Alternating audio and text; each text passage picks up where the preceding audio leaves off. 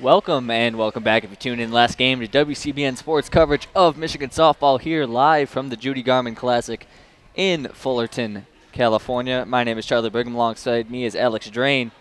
We are just about set to take action here for Michigan's third game of this tournament. This one matching off against number 25 ranked Texas Tech. Michigan dropped a tough one just a few minutes ago to number 3 ranked Texas. That one went all 7 innings. Michigan ended up losing 1-0 after posting just 4 hits. Very good set of pitching from both sides. It looks like Michigan's going to be the away team in this one, so we'll give you the starting lineups. In the circle for the Wolverines is going to be Alex Scirocco making her first appearance of the tournament. And the lineup for the Wolverines, batting first playing shortstop is Julia Jimenez. Batting second playing left field is Lexi Blair. Third base in her usual spot at first base is Lou Allen. In the cleanup spot at designated player is Abby Skvars. In the 5-hole, Hannah Carson, the catcher, batting sixth. At third base is going to be Maddie Uden.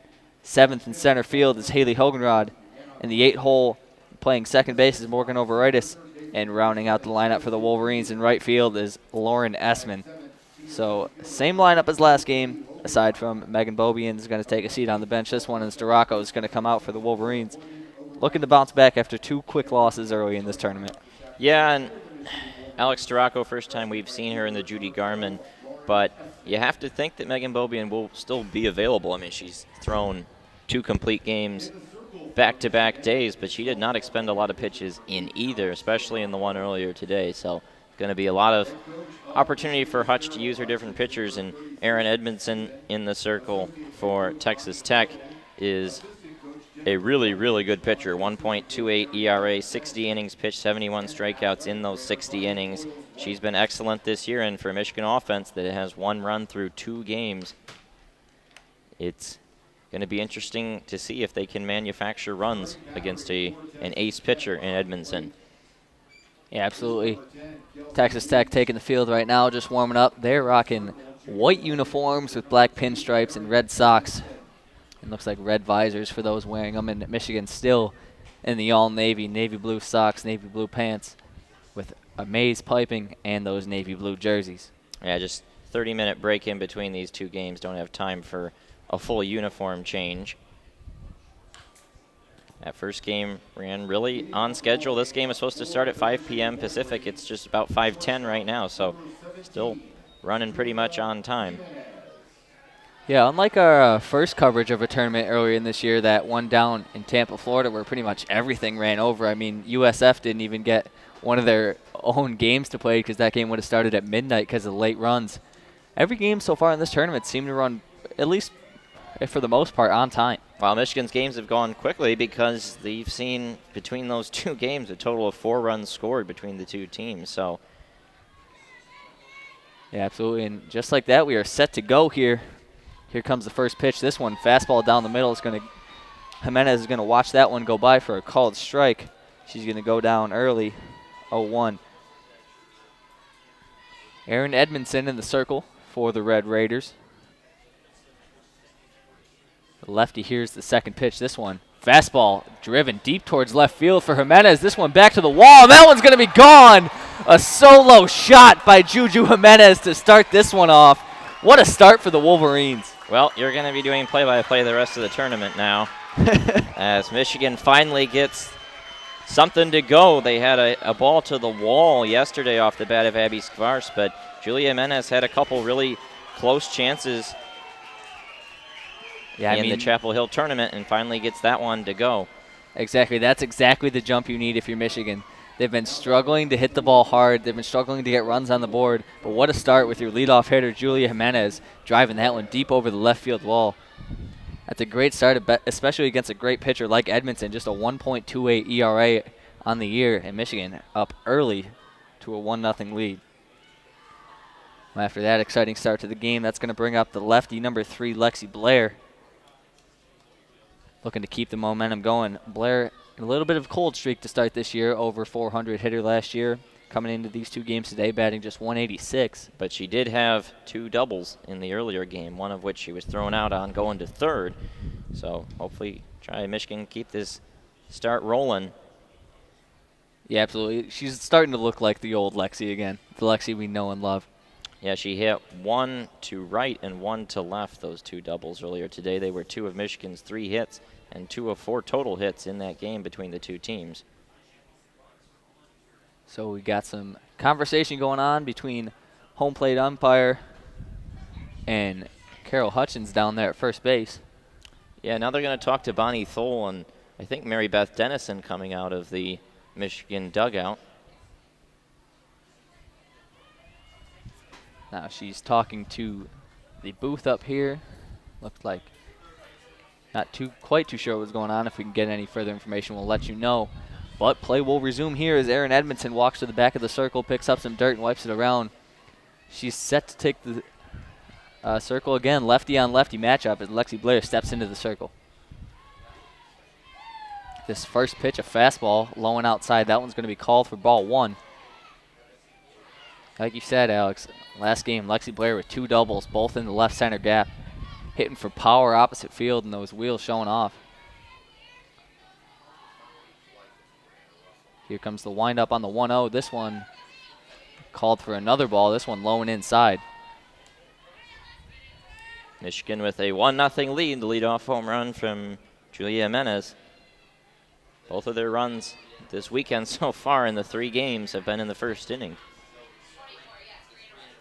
The 2-0 hitter's pitch towards Lexi Blair. She's going to take that one on the outside corner for a called strike. Fastball just barely painting the edge. Edmondson trying to get herself back out of this hole. She's put herself in 1-0 early. Edmondson looks over to the dugout and checks the wristband, quickly goes to the windup. Fastball from Blair fouled hard back towards the screen. Going to even out the count to 2-2.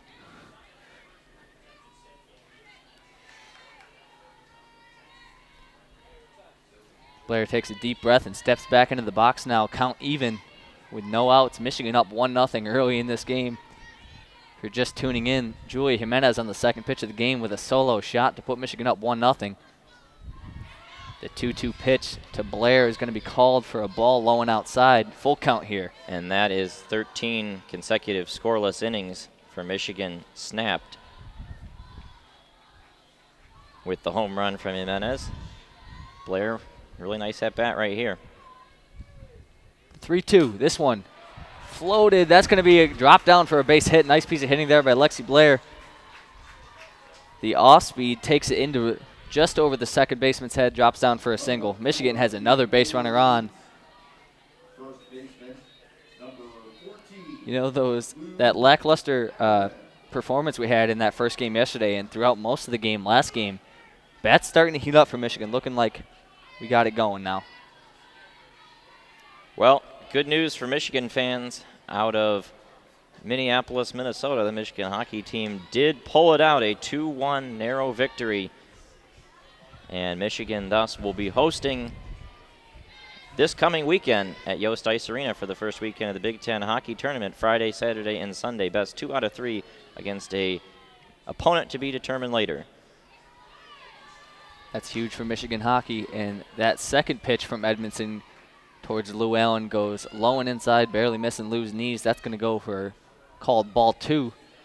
Lou Allen, the first baseman wearing number 14, steps back into that right-hander's batter's box with a hitter's count here, 2-0. The windup. This one hit hard on a line into the right center gap. Lexi Blair's going to take third base. And the throw comes in, misses the cutoff, but cleaned up by the shortstop. That being Miami Thompson. Great piece of hitting there by Lou Allen. And Michigan's bats are red hot to start this game. Michigan off to a great start after the bats kind of lacked a little bit in those first 2 games.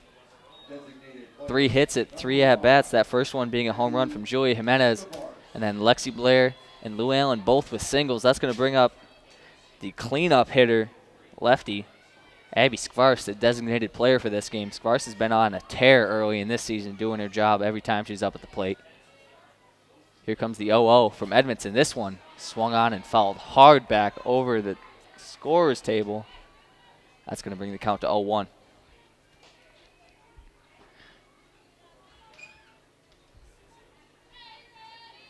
Abby having a little chat with Carol Hutchins down there at third base. Steps back into the batter's box. Edmondson taking her time. Here is the 0-1. This one goes low and outside. Called for ball 1. It's Tanya Garrick behind the plate, the umpire for this one. Well, with the count even, Abby Skvar steps back into the box. Here is the delivery from Edmondson. This one swung on, hit deep towards right field, and that one's going to go foul. Skvar's got all of that one. Michigan looking real good up at the plate so far, and this one really aggressive to start this game against a very good Texas Tech team. As previously stated, they're currently ranked number 25 in the nation, just barely sneaking into that top 25 ranking.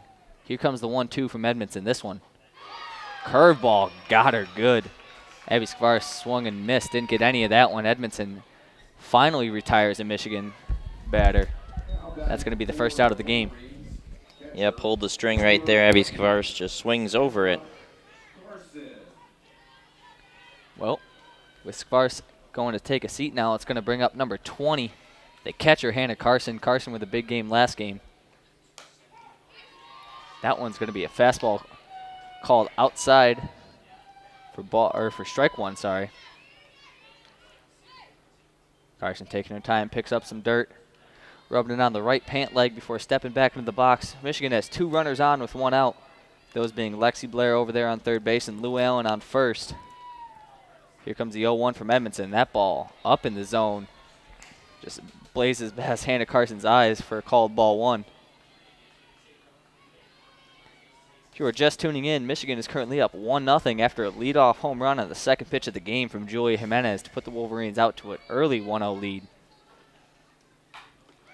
This is a slow ground ball towards right back at the pitcher. That's going to move Lou Allen over, but not do much besides that. Hannah Carson's going to trot back to the dugout after that one. Yeah, protective out moves runners up, but it's going to take a hit here from Addie Uden to give Michigan that 3-0 lead, which would be huge. Yeah, that one, Carson just got kind of handcuffed, caught that fastball right on the inside corner, couldn't do much with it besides just that slow dribble right back at Edmondson. So just like that, Michigan has 2 runners in scoring position with 2 outs here. And Madison Uden, the third baseman, rocking that number 7 jersey, steps in the left-hander's batter's box, looking to extend Michigan's lead here. The fresh count from Edmonton's going to go high and outside for a called ball 1. It's really nice to see Michigan putting the ball in play with purpose this game. You know, we saw a lot of contact last game, but a lot of balls that just dropped shallow or weren't hit very hard. Doesn't seem to be the case here. Here comes the 1-0. That one is called a strike on the outside corner fastball.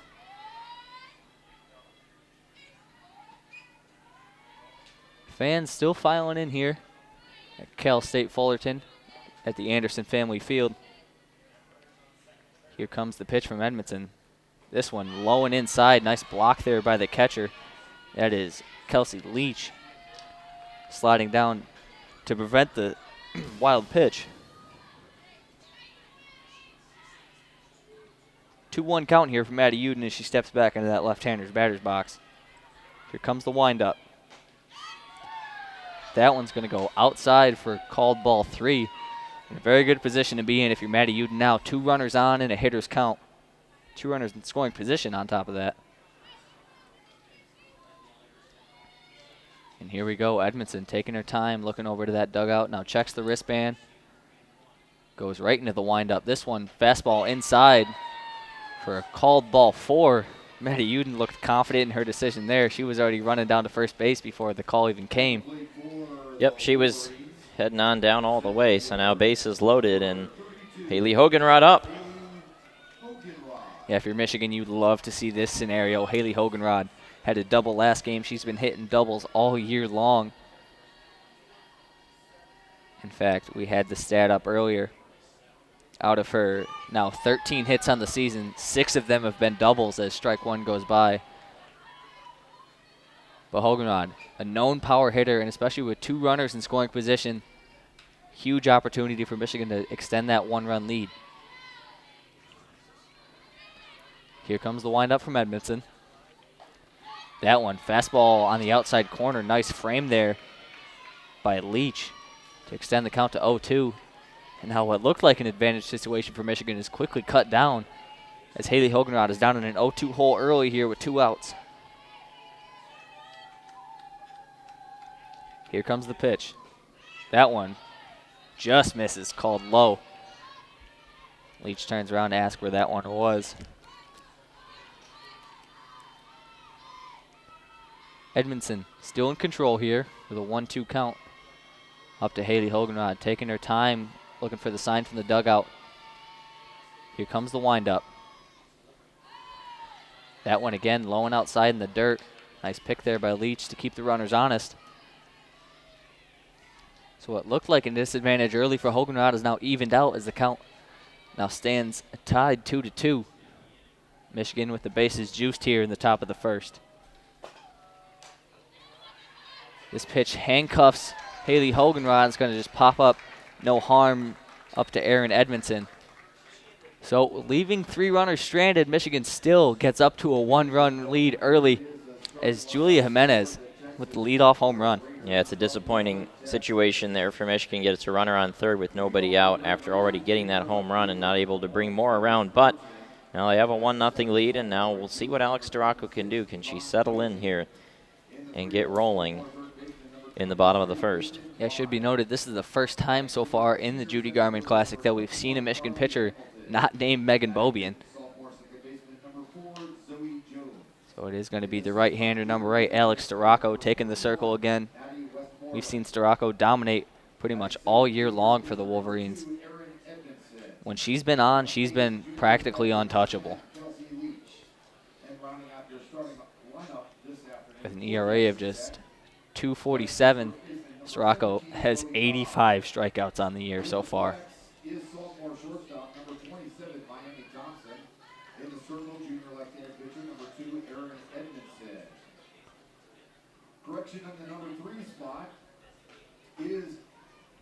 On Scirocco's, as we said, 85 strikeouts on the year in just 11 appearances, averaging just about 8 a game. The throwdown from Hannah Carson signals the end of warm-ups, and that is going to bring up the first batter for the Texas Tech Red Raiders. Is going to be number 1, the left fielder, Heaven Burton. The junior leading off for the Texas Tech Red Raiders, batting .317 on the year with 20 hits, 2 of those being doubles and 1 being a triple. Not really much of a power hitter, but sure hits for average.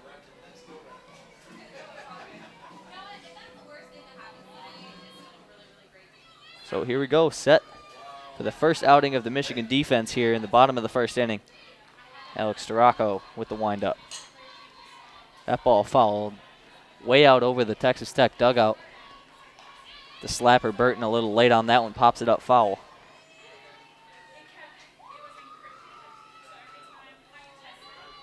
Scirocco spins the ball in that right hand, very similar to Megan Beaubien in that regard. Shakes the wristband, takes a deep breath here to deliver the 0-1.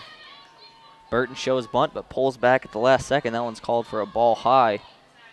Hannah Carson reaching up quickly to snatch that one out of the air. And the count is even here. Corners playing up, that being Maddie Uden and Lou Allen trying to take away this bunt attempt.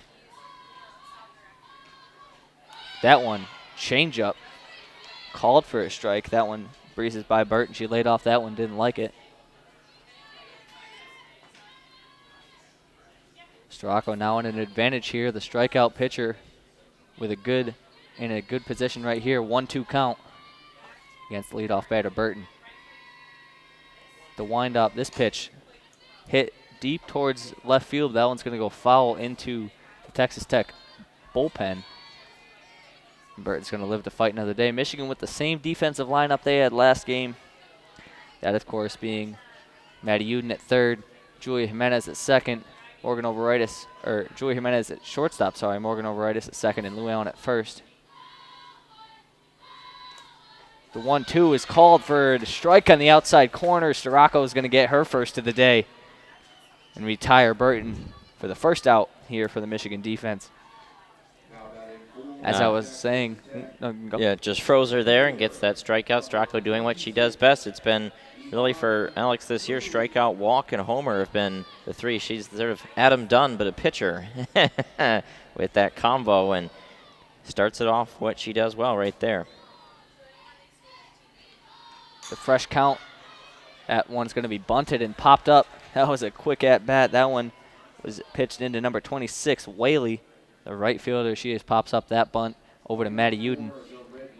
Yeah, as you were saying, Michigan pitchers have really struggled with two things this year, and that being the walk and the long ball. They haven't really given up too many base hits, and strikeouts have been consistent. But those two areas that they really have to improve are the amount of walks they're giving up and the amount of home runs. But with 2 outs here, Scirocco spins the ball and is set to deliver to the third batter. This first pitch is going to be down in the dirt, right at the feet of Peyton Blythe.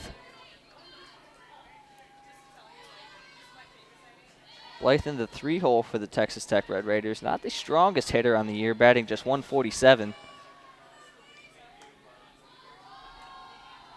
Scirocco set to deliver again. This one pops out of the glove of Hannah Carson, high and outside. It's going to bring the count to 2-0.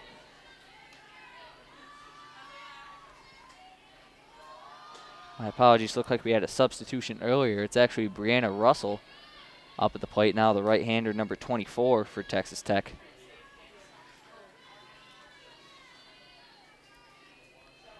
Here comes the pitch from Scirocco. This one, changeup on the inside corner, called for a strike. That one looping in there. Going to extend the count to 2-1. Nice pitch from Scirocco.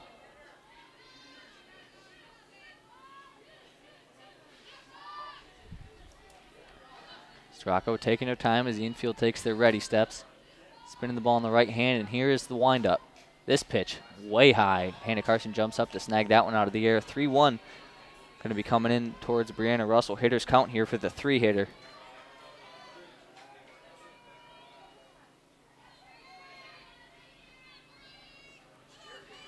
Michigan defense has been very good to start this season. Looking to keep that going here. Here comes the 3-1 from Scirocco. Swung on and missed. That's going to bring the count to 3-2. Scirocco fought her way right back in this one.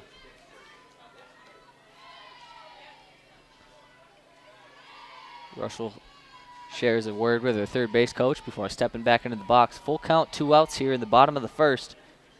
No runners on.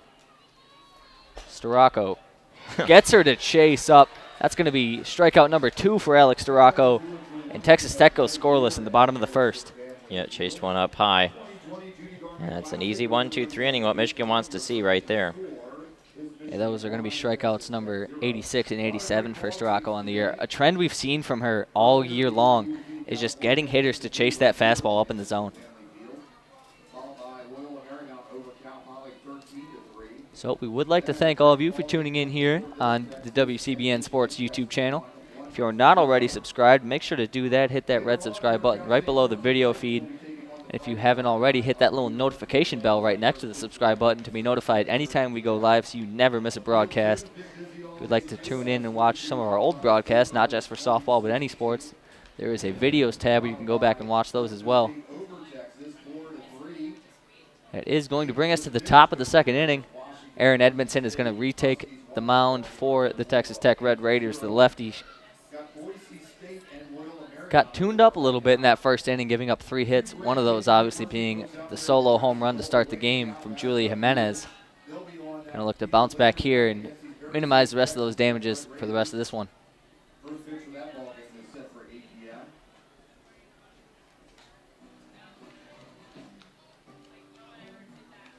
And we are just set to play here as Edmonton's going to throw one last pitch.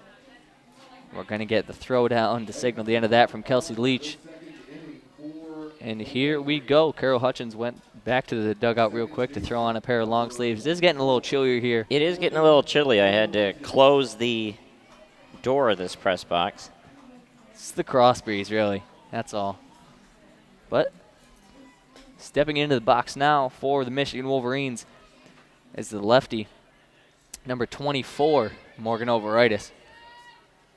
Overitis has been a real bright spot in the lineup for the Michigan Wolverines this year, coming into today batting .343 as she watches that first pitch go by for a called ball 1.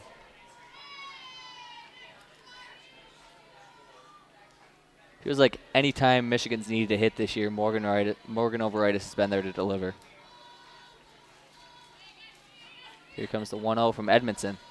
That one low and away for a called ball 2. And Overitis up early in this count with a hitter's count 2-0, looking to do some damage if she gets her pitch.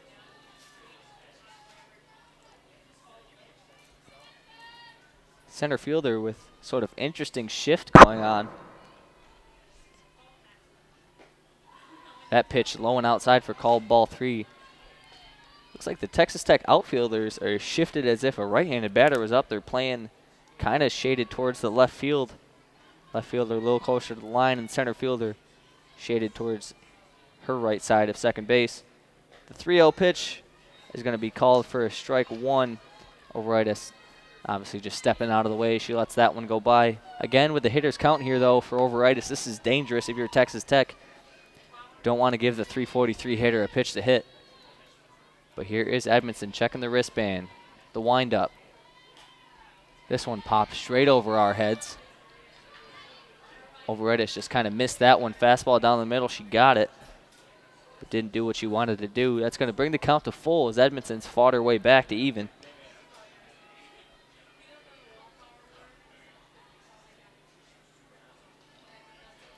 Looks like that ball rolled back off the roof and back into play. We're going to have a quick stoppage of time while that one gets brought to the dugout, and here we go. Tanya Gehrig signals play, and here comes the 3-2.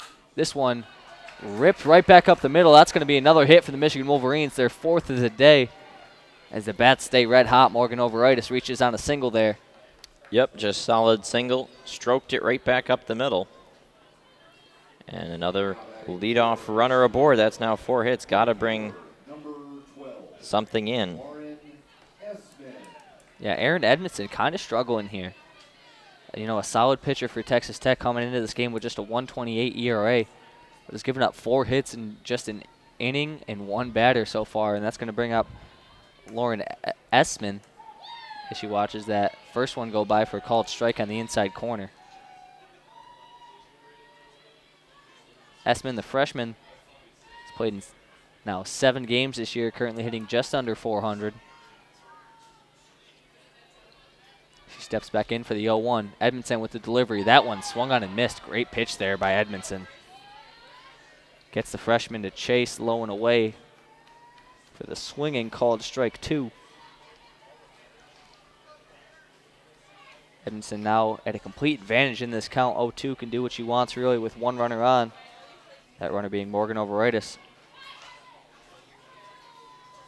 Essman showed bunt and fouled that one off, and that one's gonna go foul, so she's gonna go take a seat. Getting retired there. Edmondson kind of lucked out.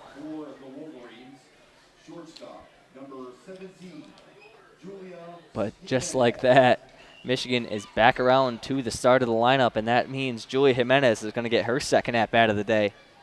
For those of you who don't remember, you might have missed it. On just the second pitch of the game, Jimenez hit a solo shot over the left field fence to put Michigan up to their 1-run lead as she watches that first strike go by for a called one on the outside half.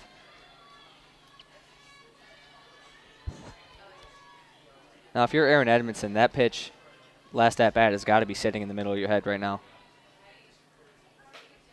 That one is a big swing and a miss. And a back pick over towards first base. Leach taking a risk, trying to back pick, throwing it over to Chloe Cobb there. Overitis sliding in head first, barely getting back. Jimenez down in an 0-2 hole now with 1 out. Jimenez showing bunt early. She pulls back as that one sails above her head for a called ball 1. That one looked like it slipped out of Edmondson's hand a little early and just kind of floated up there.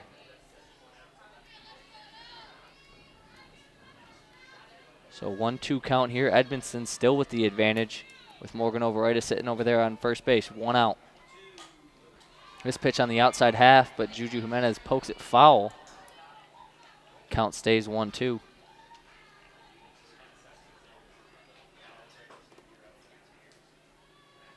Looks like we're going to have a timeout as Tanya Gehrig goes over there to grab more softballs. We already lost all the ones at the start of this game with 2 foul balls and that home run by Jimenez in the first inning.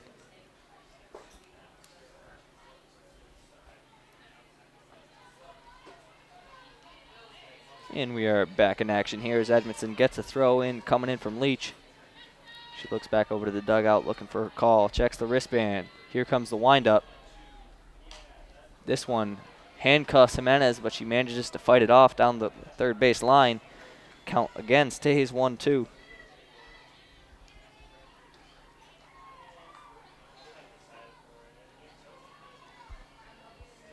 Michigan all season long has just been attacking the ball early in the count. Hasn't been real patient.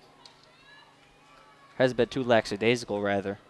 They've been looking to be aggressive every at-bat, and here comes the 1-2 towards Jimenez. She pokes this one, drooping in. It's going to drop over the first baseman's head. Overitis is going to be safe at second. Jimenez is going to advance to 2-2 on the day. Yep, sometimes it's better to be lucky than good, and that one just sliced off to the side there and then dropped in perfectly along the grass. Yeah, the first baseman, Chloe Cobb, kind of took an awkward angle as that ball was just fading away over her head. Poked opposite field from Jimenez. But luckily for the Wolverines, that does drop, and that's going to put 2 base runners on with only 1 out. And Lexi Blair, the lefty, coming up to the plate. First pitch is going to be a fastball on the inside corner, called a strike.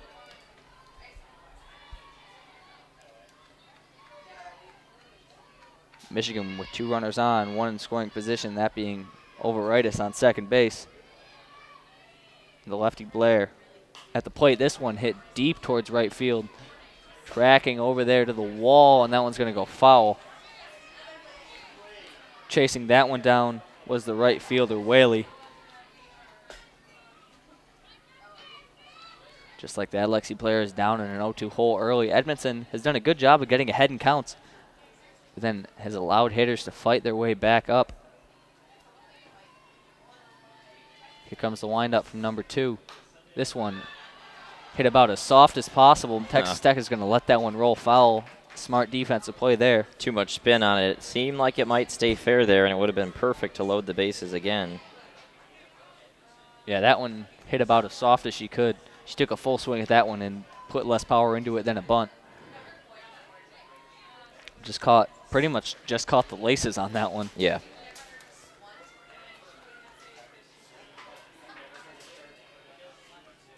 She steps back. This pitch, again, driven deep down the right field line.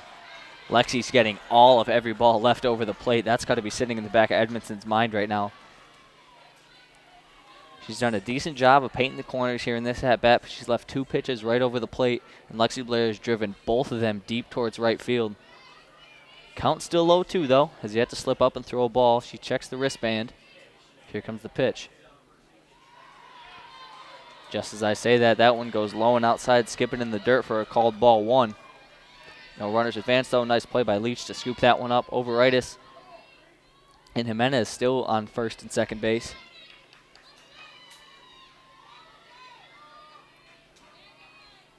As the sophomore Blair steps back into that left-hander's batter's box. The delivery from Edmondson, that one goes outside for a called ball 2. Reaching over there to snag that one. Blair with her hands choked up on the bat a little bit with a protective approach at the plate right now. 2 strikes. The sun is pretty much all but set here at Cal State Fullerton. This pitch from Lexi Blair driven deep to right field. That one's going to go off the glove of the right fielder. Morgan Overitis is going to go towards third base. Hutch was waving her around. She's going to hold her up at the last second. Lucky break there from Michigan. It's going to be an interesting scoring decision. They're going to give her a hit. I think you can make a case either way there. Yeah, that ball was tailing hard towards the corner. The right fielder, Yvonne Whaley, was running absolutely as fast as she could and lunged at the last second, just barely glances off the edge of her glove. I think that's the right scoring decision there. That's a tough ball to get to. A very good hit by Lexi Blair. So Michigan, after not really having any hits last game until right near the end of the game where they rack up 6 in the first inning and a third. And this is a dangerous situation if you're Texas Tech. With bases loaded, you're going to have to throw to Michigan's. Michigan can't leave the bases loaded again. That's Yeah, just plain and simple. Absolutely not. But if you're Michigan, this is a position you'd love to be in with bases loaded and 1 out, and you have Lou Allen up the plate. Lou with 11 hits, 4 doubles, and 2 home runs on the year. Already has 8 RBIs, looking to do some damage with 1 out and bases loaded. Here comes the pitch from Edmondson. This one, fastball in the outside corner. Nice frame there by Leach to pull it back in. Lou's going to drop down and do an 0-1 count early. Bases juiced for Michigan with Overitis, Jimenez, and Lexi Blair third to first respectively. Pitch from Edmondson. That one inside. It's going to be called a foul ball as Lou started to go around. Yeah, it looked like it got maybe the hilt of the bat right there. Yeah, it looked like Lou's kind of shaking it off like it hit her in the hand as she was coming around.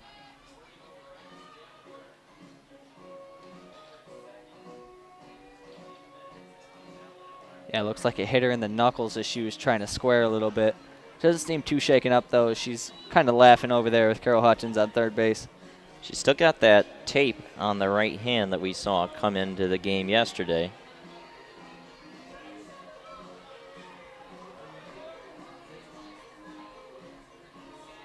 So Lou shakes that one off and steps back into the box. 0-2 count here.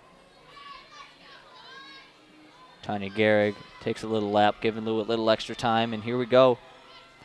The lefty Edmondson steps back into the circle and checks the wristband. The delivery on 0-2. This one fouled hard on the ground over towards the Texas Tech dugout and ricochets back into play. For just joining us, Michigan currently has the bases loaded with 1 out in the top of the second. They're up 1-0 over Texas Tech. That 1 run coming from the woman standing on second base right now. Julia Jimenez led off the game with a solo shot to put Michigan up. That pitch low and outside for a called ball 1 to Lou Allen. She saw her start to square up like she wanted that one, but made the smart decision to lay off. Even up here in the press box, you can hear the Michigan dugout there amped up right now.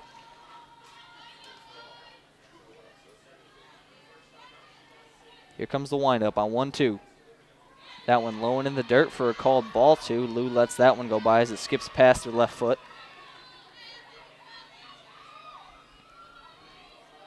Zoe Jones, the second baseman for Texas Tech, comes in to share some words of encouragement with Edmondson before retreating to her spot over there between second and first base. Here comes the 2-2. Lou swings and lines this one into the fence on the left field side. It's going to be a foul ball again.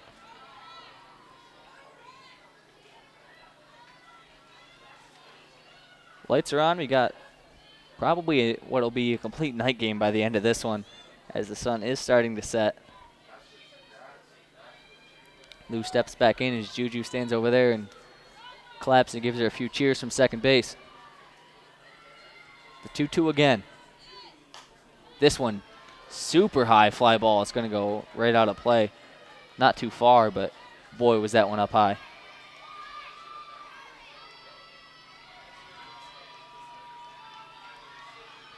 Both dugouts now absolutely electric. Texas Tech looking to get out of a jam. Michigan looking to pile on the runs here. Here comes the 2-2 delivery. That pitch outside. Leach tried to frame it, but just a bit too far out. That one approaching the left-hander's batter's box. And Lou Allen now has a full count with 1 out and bases loaded in the top of the second inning. Yeah, just great plate discipline right now. Lou steps back in as Edmondson checks the wristband. Here it comes, the full count pitch. Lou fouls this one foul right into the Michigan dugout. Almost took Abby Skvars's head off. Great awareness right there by Abby Skvars to jump out of the way. She's got to go up and hit next, so. Lou now with a real long at-bat. Stepping back in. She did get hit in the hand earlier in the at-bat, should be noted. This one popped over the second baseman's head. That's going to score 1. Just move them all up. Absolutely. Great piece of hitting there. Great at-bat by Lou Allen. I mean, we saw earlier in the count, she got down 0-2, that second strike, coming on a ball that hit her in the hand as she squared around, was called a foul ball. Eventually works her way back up to a full count, fouls some pitches off before driving a ball into right field. Fantastic at-bat. Love to see that if you're Michigan. Now 2 runs on 7 hits for Michigan, because it's been, outside of the homer from Jimenez, it's been all singles. And now you just can sense they need that extra base hit now to just crack it open. Abby Skvar stepping up now. She watches that first one go by for a called strike in the outside corner. But no, that is a very good point. Like we said, you can't keep leaving base runners on if you're Michigan. We saw it last inning. We saw it all last game, really. Need to convert on these opportunities. Abby Skvar's looking to do that here. Bases loaded, 1 out for the cleanup hitter as she calls time and steps out to take a practice swing. Skvar's currently in the designated player position. The senior hitting .353 on the year. This fastball, she fouls straight back into the screen for a called strike 2. Michigan's lineup has really bounced around all over the place this year, but seems to be set here as we have pretty much identical lineups aside from pitching as last game against number 3 ranked Texas. And here comes the 0-2. Skvar's same pitch, follows it straight back into the same exact position. Just missed that one 2 in a row.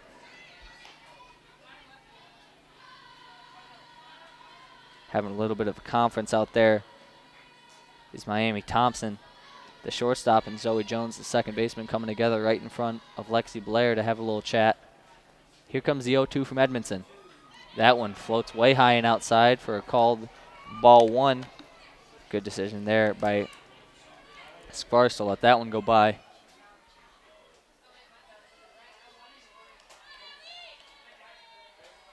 Here, let's go Abby chance coming out of the Michigan dugout as the 1-2 pitch comes.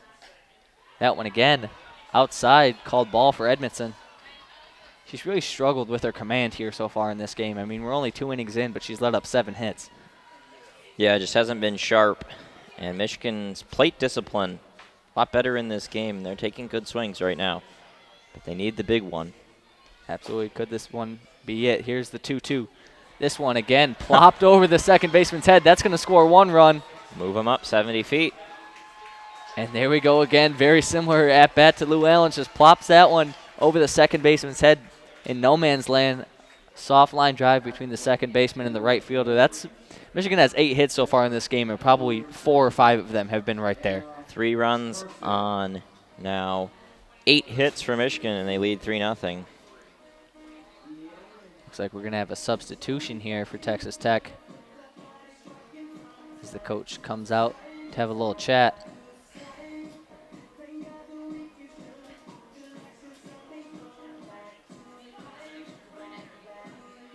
First of all, we're going to have a pinch runner coming in for Lou Allen.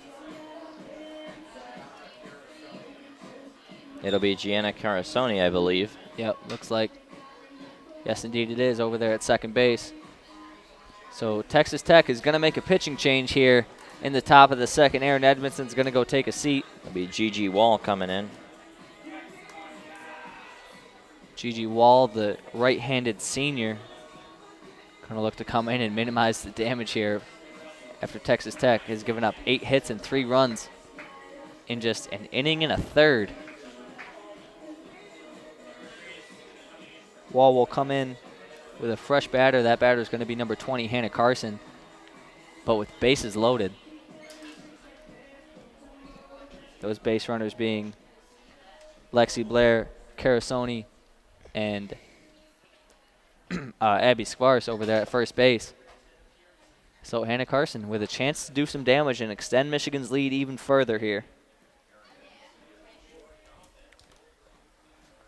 Again, all of you listening, we would like to thank you for tuning in to Michigan softball coverage here on WCBN Sports on our YouTube channel. If you are not already subscribed, make sure to hit that subscribe button under the video feed and click that little bell right next to that to be notified anytime we go live so you never miss a broadcast. This is the first pitching change that Michigan has experienced. here on the Judi Garman Classic. Each of the first 2 games, the starters went the distance on both sides.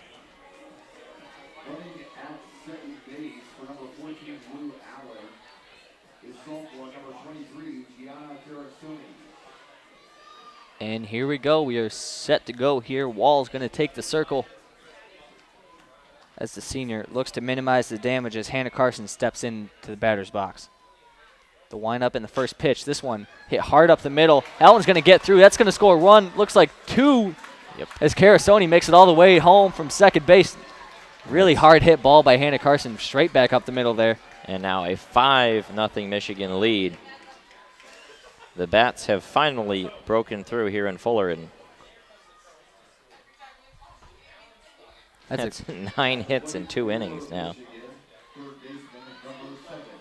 That's a fun little excursion if you're Carasoni. Get out there and first pitch you're out there for. Get the score on a very hard hit ball by Hannah Carson. Here comes the first pitch over to Maddie Uden. She grounds that ball towards second base. They try to turn the double play, but it's going to go through the glove of the shortstop. And Abby Skvars is going to score from second base on a routine ground ball, turn botched double play. Yep, she was going to be eliminated on a fielder's choice and instead is able to come all the way around. So now Michigan with 2 base runners still.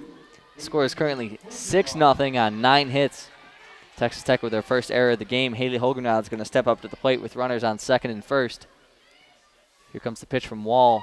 Changeup is going to get called for a strike at the bottom of the zone. Now, if you're Michigan, this feels good. Score now 6-0. Gigi Wall checking the wristband, and here comes the windup on the 0-1. This one hit chopped down the first base line. It's going to go foul. Cobb's going to clean that one up and toss it back to Gigi Wall.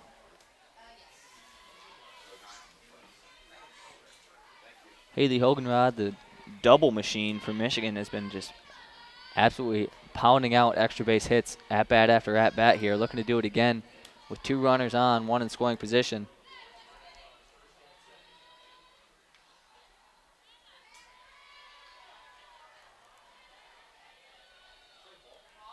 And that's an illegal pitch.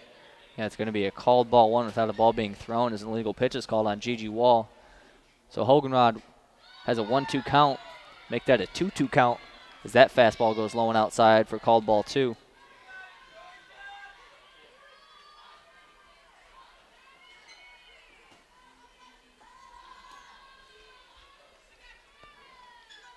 Two runners on for Michigan. This changeup pretty much just rolls all the way to the plate. Not really sure what happened there. It looked like Wall let go of that one a little early. So Haley Hogenrod, the righty, is going to have a full count with 1 out and 2 runners on here as Gigi Wall sets to pitch. This fastball handcuffs her inside, but she follows that one back. You saw that long at-bat at the end of last game from Haley Hogenrod. You know she's going to go down fighting. The Michigan still only got 1 out in this inning. This game is going very long right now. Wall with the windup in the pitch here. This one chopped hard down the third base line is going to ricochet off the third baseman, and everybody's going to reach safely. Tough play there for the third baseman, Russell, as she ran over and slid towards third base, knocked it down with her body. If I had to say, I'd say that one probably goes down as a hit. That one was a very hard hit ball. Yeah, they are going to mark it as a hit. Great play there by Russell, just knocked that one down. That saved a run, if not 2. Probably would have been a double down the line for Hogenrod. She reaches on a single. That's going to bring up bases loaded for Morgan Overitis. And now everybody has come to the plate in this inning. Michigan, like you said, has just batted through this inning. They're at 10 hits through not even 2 whole innings yet. There's still 1 out here in the top of the second with bases juiced for Morgan Overitis. The off speed from Wall just misses outside. Heard a cheer from the Texas Tech side as that pitch was about halfway. They thought it was good early. It's going to be called for ball 1. Here comes the second pitch. This one low and in the dirt. Sorry, that first pitch got called a strike. My apologies. The count is now 1-1 as that one goes low as previously stated. count even now as Morgan Overrider steps back into the box. Hits this one into left field, arcing to the left fielder. And it'll be caught. Yeah, it's going to be caught, but enough to get the runner in there. That one being Hannah Carson tagging on the fly ball towards left field. Michigan's now lead extended to 7 runs. Other 2 runners stay at first and second, 7-0 Michigan. And that is going to bring up the freshman right fielder, Lauren Essman. She steps to the plate now with 2 runners on and 2 outs. Swings way early on that first one, expecting fastball. Gigi Wall pulled the string hard with that curveball, throwing her way off.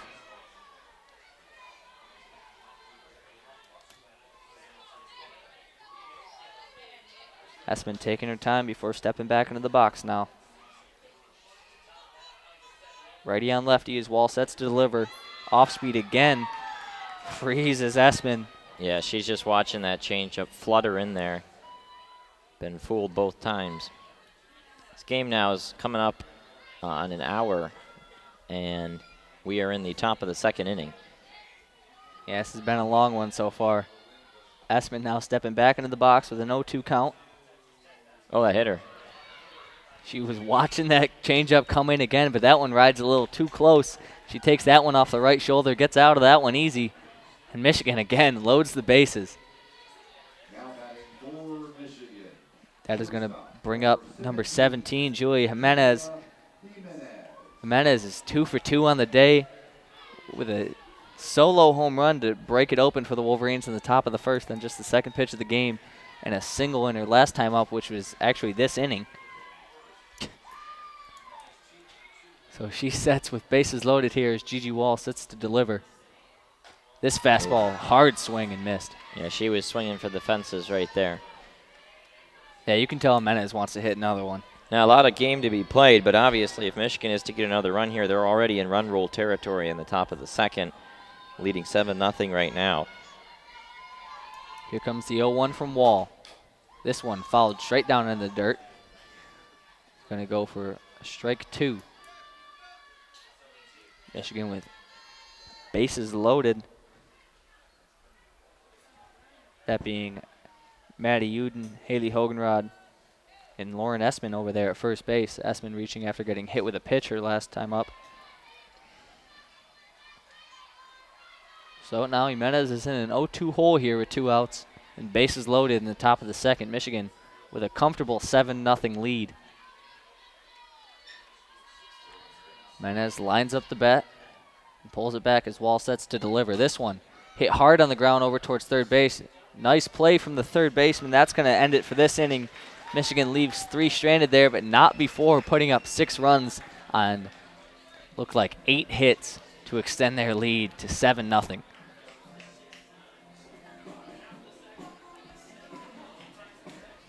Well, and it was a very good inning for Michigan. They get 6 on the board, now 7-0, and they were up 5-1 in the game on Sunday against Liberty last week and ended up losing that one, so got to be careful here. But Alex Scirocco, sharp 1-2-3 first inning. The question for her is, can she get the juices back flowing? She's been sitting for a long time.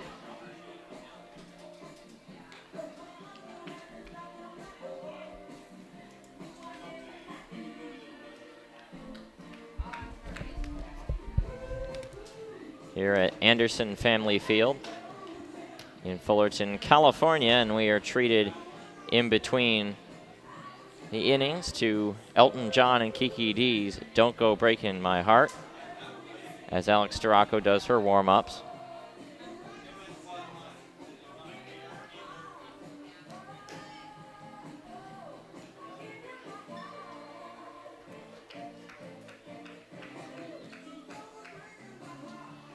Person in the comment section says, did you say 70 feet? I guess that one slipped. I meant to say 60 feet, obviously, in softball, but between the base paths, Scirocco ready to go back to work here, and she'll face Carly Hamilton, then Zoe Jones, and then Maddie Westmoreland. Here in the bottom of the 2nd, Michigan leads 7-0.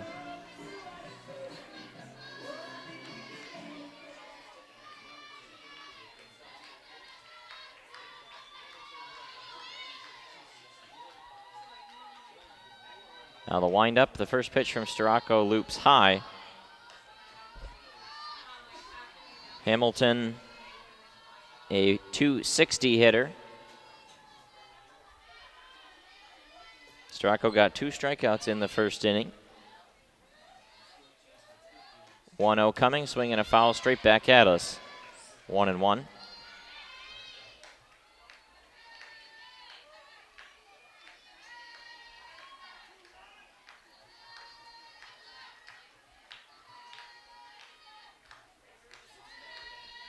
Scirocco checks the wristband, spins the ball. 1-1 count. Wind up the pitch. That one bunted and popped up into the air. It'll drop foul out of the reach of the catcher Carson. And now a 2-strike count. This is where Scirocco likes to go to work.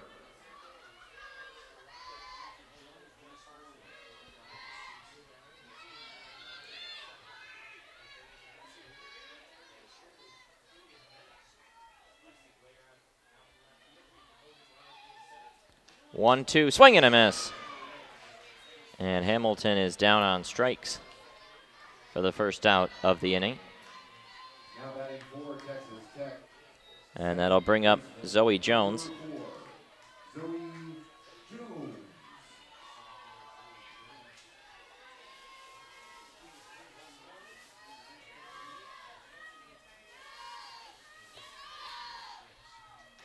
First pitch floats up high.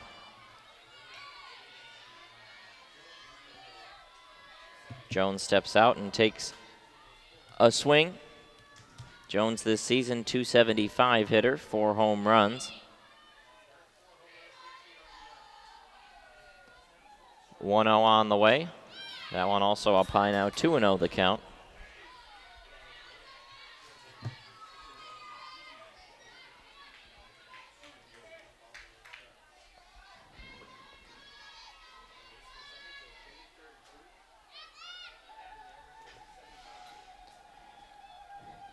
.2-0 on the way.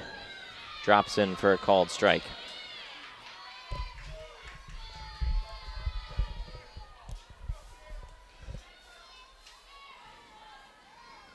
Two-one count.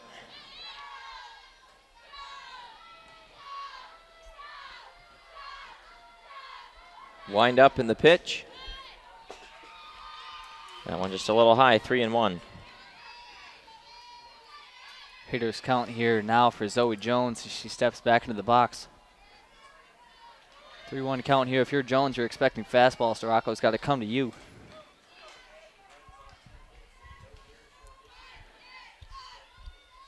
And here is the 3-1. This one on the outside corner. That fastball does come, called for a strike. Now Scirocco back up to a full count here.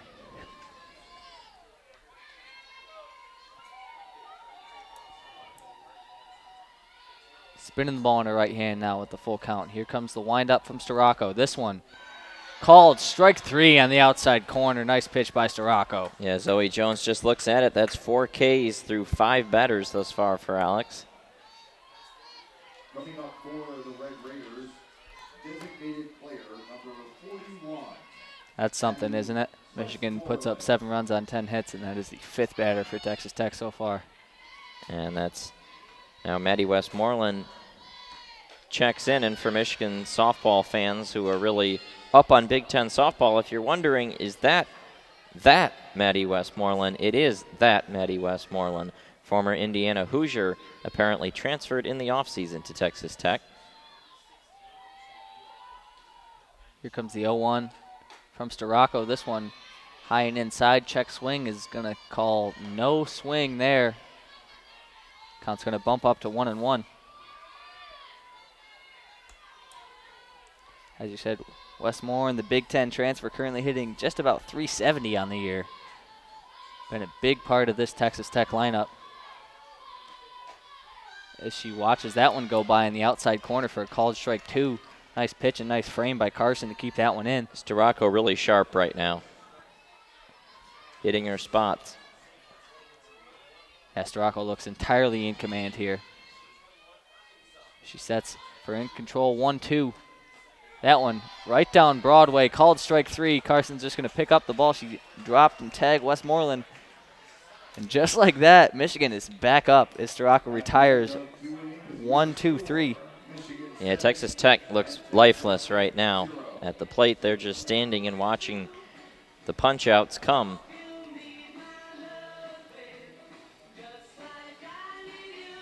Again, with the soundtrack. The soundtrack hasn't really missed today here at Anderson Family Field. What's interesting about this is, as we now have 8 days a week by the Beatles over the PA, is that it's really not a lot of songs, you know, that you would hear at a lot of stadiums, right? Like, yeah, it is. This isn't one you hear in a lot of. It's not "We Will Rock You" or the YMCA or something like that. We did get the YMCA earlier. We did. I mean, should point that out. That's the price of admission. You're gonna have to hear the YMCA at least once. But Michigan is ready to go here. It's going to be Lexi Blair stepping up to the plate for her to start off the second inning. We would like to thank you all for tuning in as this broadcast hits just over an hour going into the top of the third inning. Coming to you from not so sunny anymore because the sun is set, but coming to you from Southern California here in Fullerton for the Judi Garman Invitational. Myself being Charlie Brigham, alongside me is Alex Drain. We'll have the rest of this tournament covered for you, and then Alex will be heading home, but I will be staying for the rest of the week to cover the rest of the games here on WCBN.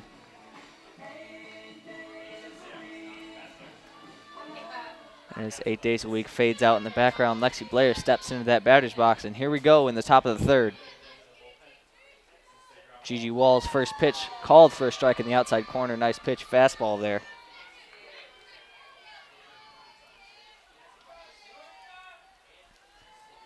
Texas Tech going to look to get out of this one early and try and bounce back. Currently down 7-0. Lexi Blair calls time but steps back in for the 0-1. This one low and in the dirt. Nice pick there by Leach. Count's going to bump to 1-1.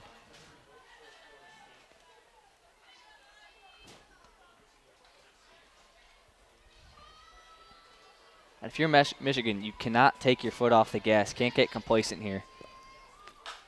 This one ripped down that first baseman line. That's going to take a hard bounce off the first baseman. Lexi Blair's going to take two aggressively. Love the base running there. Well, the aggressive base running hurt her in the first game earlier this afternoon when she got thrown out at third, but that time rounding first base and heading into second confidently. And now Michigan, guess what? It's got another runner in scoring position as Lou Allen will step in. That one is going to go down as a hit, bring Michigan to 10 hits. No, it doesn't. On the day, they had 10 hits previously, didn't they? They had taken that 10th hit off the board and put it in the errors column after that one at third base that got hit hard. Yeah. That ball just absolutely ripped down the first base line, though. First pitch to Lou Allen is going to be a called strike, low and in. Now I'm guessing they reevaluated that ball towards Russell at third base. I don't even remember what batter that was to change in my book. It was towards the end of the inning, I remember. Yeah, it was hit towards third base. But if that helps you. When everything is a single on your book, it doesn't really help. So Lexi Blair now sitting comfortably on second base. Lou Allen with that tape on the right hand steps back into the batter's box for the 1-1. This one, check swing, is going to be called a strike anyway. Lou didn't go. That fastball is going to get called right at the knees. 1-2 count here now for Lou Allen.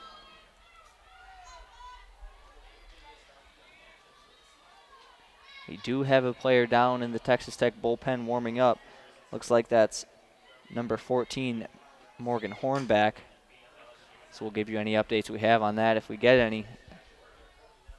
The 1-2 pitch towards Lou Allen is just going to be fouled. Harmless, he's down the third baseline. She's going to live to fight another day.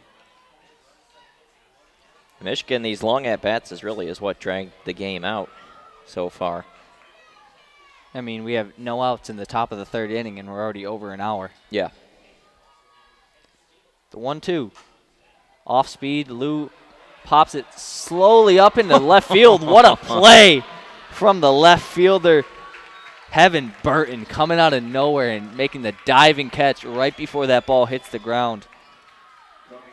Signs of life from Texas Tech now. Yeah, finally some good defense, but still not a great piece of hitting to give up from Gigi Wall as Allen put that one in the outfield. Yeah, Lou got handcuffed on that one, just barely got it out. Abby Skvaris is going to get a fresh count now with one out and a runner on second base. That first pitch is called for a strike right at her knees. Lexi Blair all covered in dirt over there on second base after the aggressive base running play. Gigi Wall set to deliver. Her second pitch, again, called for strike 2. Yeah, now Skvar's got to be in plate protection mode behind 0-2. She did strike out back in the first. That's the lone strikeout of the day by the Michigan hitters. Skvaris now on the 0-2. Little check swing. That's going to be called inside for ball 1. That one looked real good up from here in the broadcast booth, but obviously umpire has a better view than we do. So 1-2 count here for Skvaris. Off speed. Doesn't bite. That one's going to go by for ball 2. We saw her in her first at bat just get caught on those off-speed pitches a couple times before eventually readjusting. Gigi Wall checks the wristband and delivers the 2-2. Here's the windup. Fastball chopped hard right up the middle. Going to be a close play. Nice play there to get Skvaris at first base. That one looked like it would have been a little closer than it was. But Skvaris unable to leg that one out. That play coming in from the shortstop, Miami Thompson.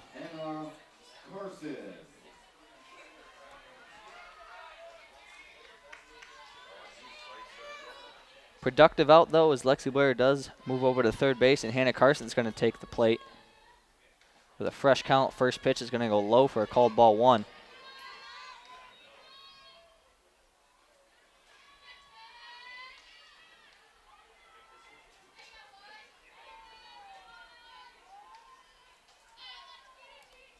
Gigi Wall checks the wristband before going to the windup towards Carson. This pitch swung on and hit hard and deep down the left field line, tailing away. It's going to go out of play. Carson with an aggressive swing there, taking that outside pitch opposite field.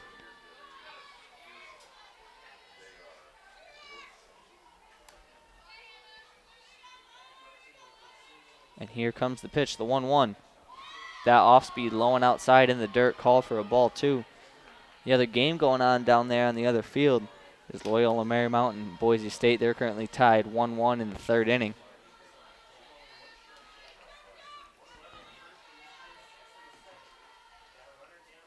The 2-1. This one hit hard towards first base. It's going to be a routine play over towards Cobb. She's just going to clean that one up and step on first. Michigan goes scoreless for the first time this game, but not before putting up another hit. Texas Tech currently down 7-0. That was much needed for Texas Tech. Yeah, try and stop the bleeding after giving up 6 runs in that second inning. But we would like to thank everyone for tuning in here on WCBN Sports. If you are not already, hit that subscribe button and click that little bell to be notified anytime that we go live. Make sure you never miss a broadcast.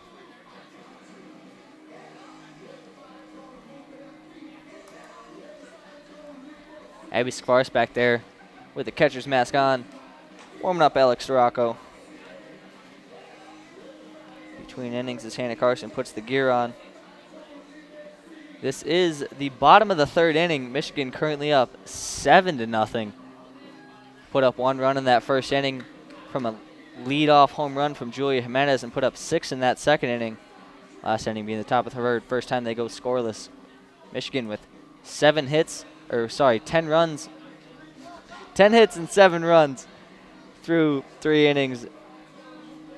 Texas Tech still to get on the board. Sorry, I fumbled my words a little bit there. But we are just set to go here in the bottom of the third inning. Shortstop, number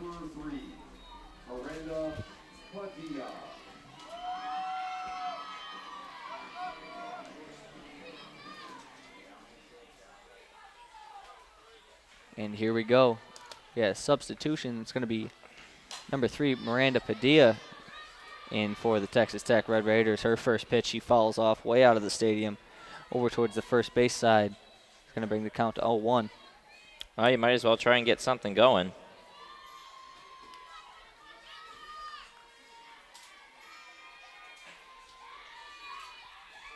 Scirocco checks the wristband and spins the ball in the right hand. Here comes the 0-1 pitch. This one, fastball up in the zone. A little too high, though. It's going to be called for a ball 1 as Hannah Carson catches that one and throws it back. Lou Allen giving some words of encouragement. Padilla now steps back into the box, looking confident as anything.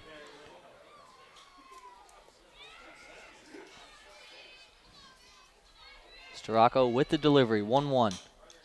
This one, check swing, fouled right back at the screen towards us. Before Carson catches it off the bounce.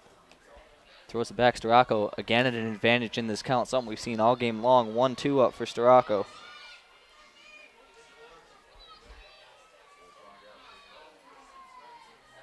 The 1-2.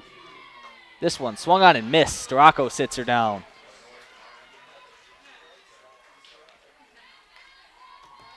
Scirocco putting another strikeout on the resume here as she continues her impressive campaign this 2020 season.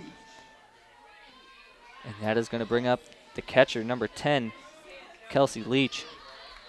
Leach, the right-handed batter, up against the right-handed Scirocco. Hits this first one super high up in the air. It's going to be caught by Morgan Overitis. That ball coming off the bat looked real hot, but just went about 200 feet in the air and about 50 feet forward before it is eventually caught by Morgan Overitis for the second out of the inning. Quick at bat there.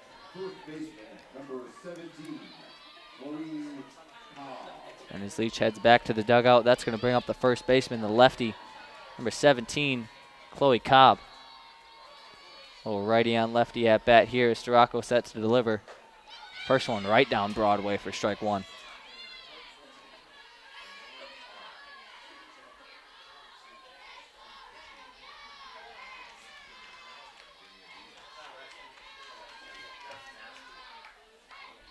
Texas Tech dugout still showing some life here, despite being down 7-0. This pitch swung on, chopped towards third base. Tough play, and it's going to be called safe. Maddie Uden made the tough play there coming up. Fielded on the run, tried to throw it over to first base. Lou Allen stretch, but Cobb just able to leg that one out. That's going to be the first base runner of the day. That's going to be their first hit of the day as well. Cobb just legging that one out. So that is going to bring up the top of the lineup. It's going to be the left-handed hitter, the left fielder, Heaven Burton. We saw her back last inning make a stellar diving play in left field. The slapper runs up and swings and misses on that first one. Scirocco gets ahead 1-0 in this count, 0-1.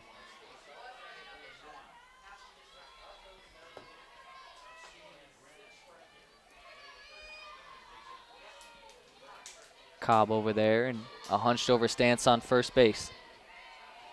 Scirocco with the windup and the delivery. This bunt popped up in the air right to Scirocco. She's going to do it herself. And just like that, Michigan gets out of this inning. Texas Tech still scoreless through 3, but Michigan up 7-0 going into the top of the 4th inning.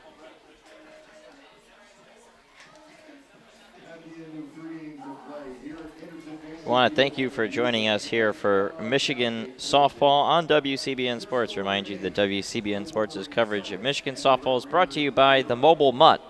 The Mobile Mutt, professional dog grooming, brought to you. You can reach them at 734-621-8693 or like them on Facebook and Instagram. Folks, Cal State Fullerton doing great things around here. Titan softball is excited to announce that a new clubhouse and office. Did you ever own a dog, Drain?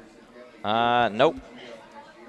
I did once when I was little for like 2 weeks maybe, and then it ran away. Oh, wow. It was tough, yeah.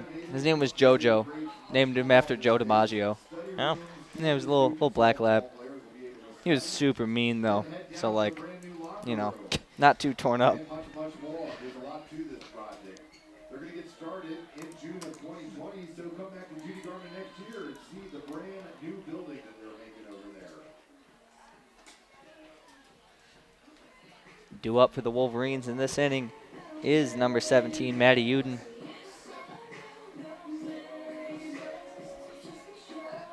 Gigi Wall, the senior right-hander, still in the circle for Texas Tech.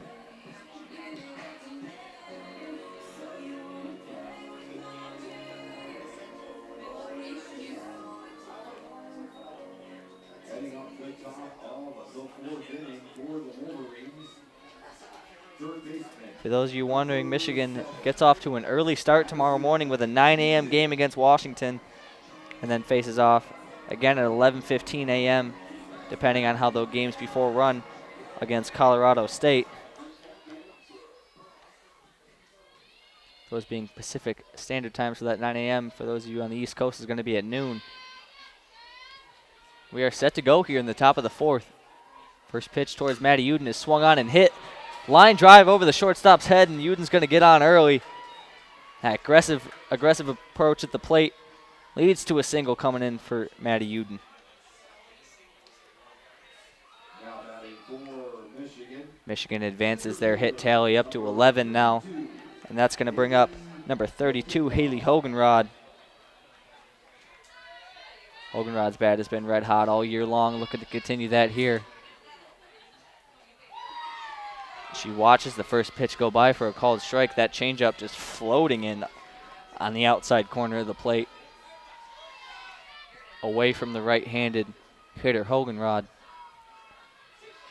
So with one runner on and no outs, Hogenrod set to do some damage. Here comes the pitch from Wall. This one chopped hard down towards third base over towards Carol Hutchins. She's just going to run out of the way. Didn't want anything to do with that one.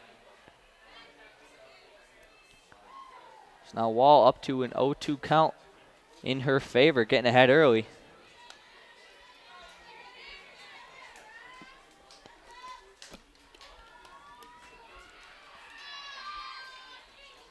And here we go, Hogenrod for the 0-2. This pitch called for strike three on the outside corner. Gigi Wall sits her down with that one. Yeah, not sure about that, but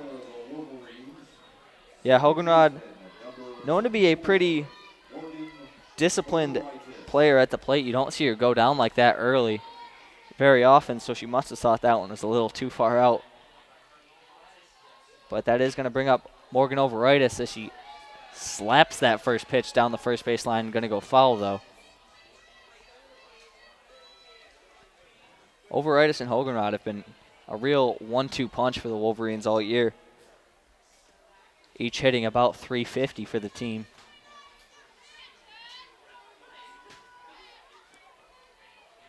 Overitis, the lefty, set in this batter's box. She slaps that pitch over towards second base.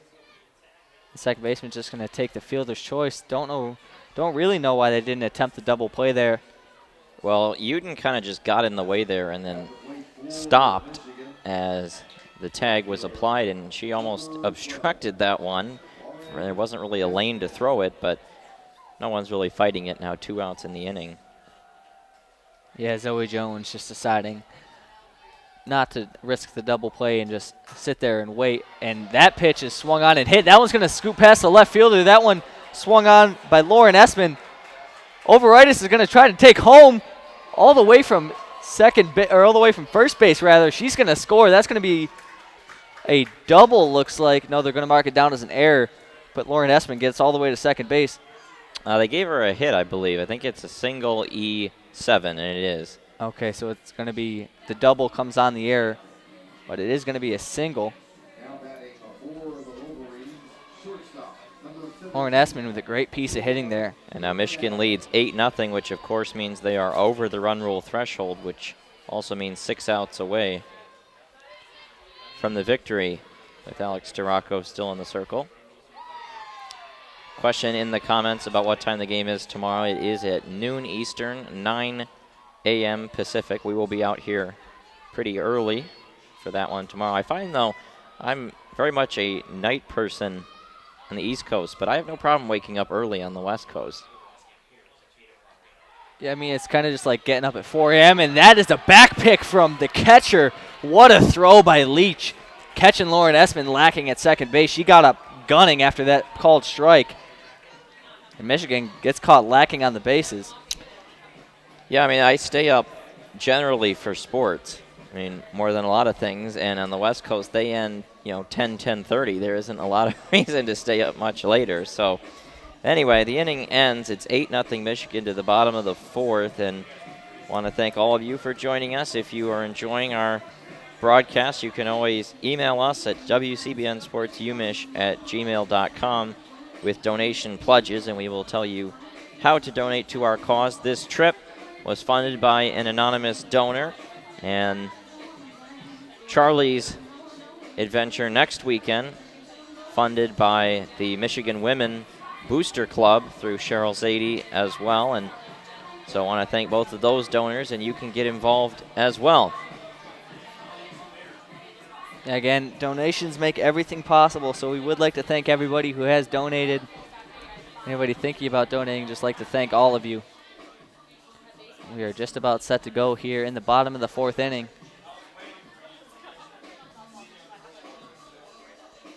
Michigan, like you said, just 6 outs away if they keep Texas Tech scoreless from a run rule. Michigan Wolverines are meeting in that circle, and the outfielders meeting over towards the Cal State Fullerton logo, having their own little conference. We are set to go here.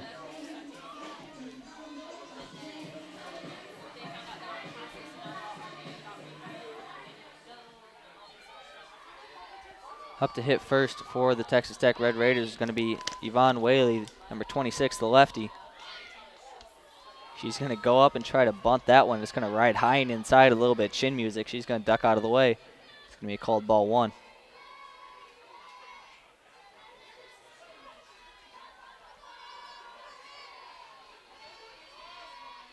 Whaley taking a deep breath before stepping back into the box. Scirocco taking her deep breath of her own. The 1-0. That one is going to go just high, floats up to the top of the zone, called ball two. Hitters count here now 2-0 for Whaley. Michigan has left 8 runners aboard in this game, yet they lead 8-0, so it doesn't really matter. I mean, 3 of those came in that one inning where they had bases loaded probably 4 or 5 times until Julia Jimenez eventually popped up. Scirocco again missing high, going to go to a 3-1 count, or 3-0 count rather, for Whaley. And Hannah Carson's going to go out there and talk to her. Settle her down a little bit. I mean, again, Scirocco in this game has just had to battle the fact that she continues to have these huge breaks in the action. But she's looked very good so far until this at-bat. Just needs to lock back in. The one hit she's allowed was an infield single, just well placed. Yeah, those quick little conferences aren't really much to talk about, intangibles-wise or mechanics-wise. It's mostly just to calm the pitcher down. Here comes the 3-0. Meeting must have done just that as Scirocco hits her spot for a called strike one.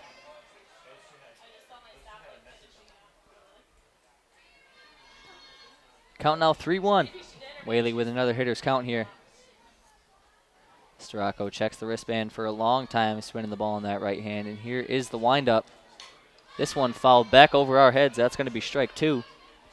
And in regard to our coverage and potential donations and all that, I will be returning to Michigan on Monday, and we will have coverage back in Ann Arbor as well, while Charlie will be here in Los Angeles in Ann Arbor of both Michigan basketball on Thursday as well as Big Ten hockey tournament Friday, Saturday. That one fouled off. It'll be myself and Nick Hornberg for the Michigan-Nebraska basketball game, as well as Michigan and what appears to be Michigan State will do battle in the Big Ten hockey tournament next weekend. That should be fun. Full count, no outs here as Scirocco sets to face off against Whaley again for about the 7th pitch of this at-bat. This one high and inside. Whaley's going to trot on over there to first base with a walk. First walk today. It's been pretty good for Scirocco thus far. Yeah, we spoke briefly earlier in this game about how the main problems for the Michigan pitcher so far this year have been giving up the home run and giving up walks. That is Scirocco's first walk of the game. She has been hitting her spots. That at-bat just got away from her a little bit, but no harm as there's only one runner on and no outs. As Brianna Russell, the third baseman, wearing number 24, steps to the plate. She squares bunt and lays that one right down the line. Llewellyn plays it cleanly and tosses over to Morgan Overitis. But Russell does her job and moves the runner over into scoring position. The first time Texas Tech has had a runner on second base today.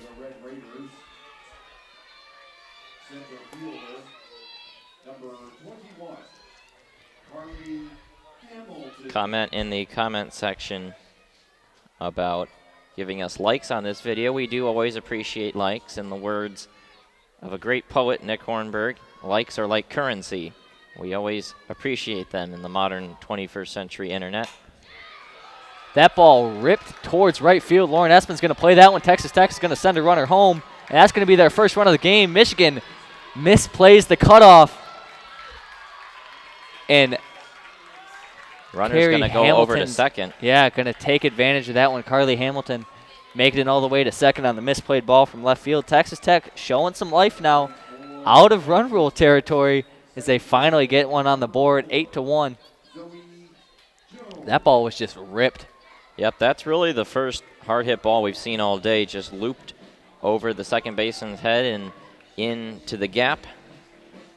And so it was very odd of Texas Tech to sack bunt there, and I am probably doing my job poorly in terms of not doing what old Morris Fabry would do there, which was criticize the sack bunt, especially in this situation where you're down 8 runs. I mean, obviously the sack bunt moves the runner up, the runner scores on the single, now you're out of run rule territory. I get that argument, but you're down 8 runs. And outs are the way you lose games in baseball. And you give up a free out to move a runner up 60 feet in a game you're down 8 runs. I mean, yeah, especially with the way that Michigan is scoring. Like every ball they hit, they've been hitting hard. Yeah.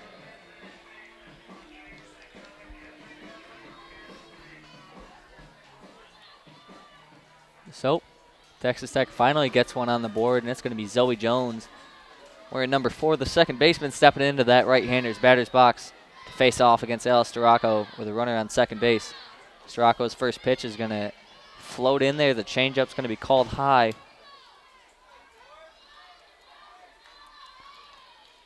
One-0 count here. Carly Hamilton shaking off her hand over there at second base. The 1-0 delivery. This one swung on hard and missed. Zoe Jones wanted all of that one.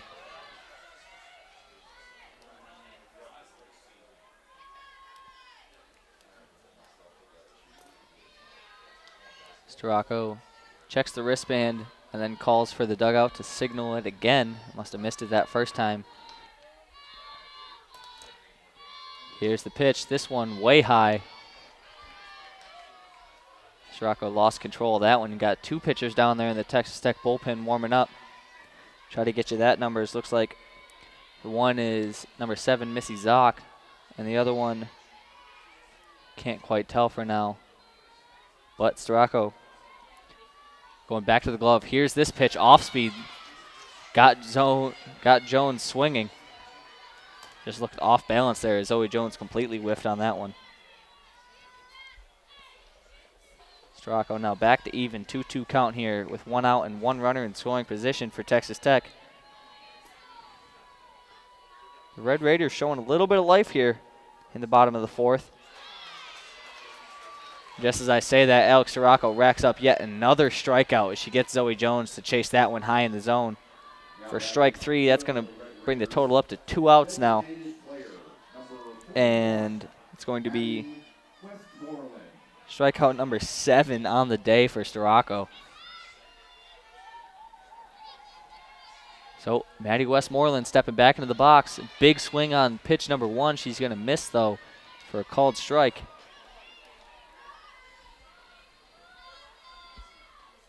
This is just pitcher on batter duel right now. Michigan defense hasn't had to do too much work this game. Pitch from Scirocco. This one, again, fastball gets Westmoreland to miss. 0-2 count. Scirocco completely in control of this at-bat.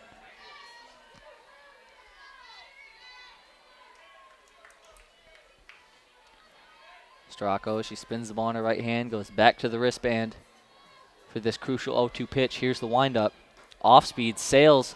Hannah Carson's going to fumble that one, and it's going to pop out of her glove. Number 21, Carly Hamilton's going to take third base for the Red Raiders. Red Raiders showing a little bit of life here, as I said before, in the bottom of this 4th inning. But 1-2 count, 2 strikes and 2 outs for Alex Scirocco towards Maddie Westmoreland. The windup. This one fouled right back over my head. Count's going to stay the same.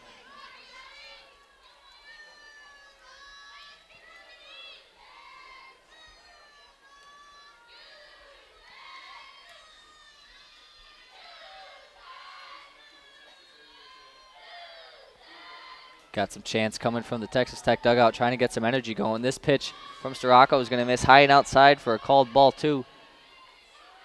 Kenny Carson steps out a little bit. Just gives a few encouraging words. Same from Lou Allen over there at first base. Scirocco takes a deep breath and settles back in here for the 2-2 count. Here's the windup. This pitch, again high and outside. Scirocco misses. 3-2. Westmoreland, after being down 0-2 early, has worked her way all the way back up to a full count. Full count, 2 outs with a runner on third. This could be huge for Texas Tech.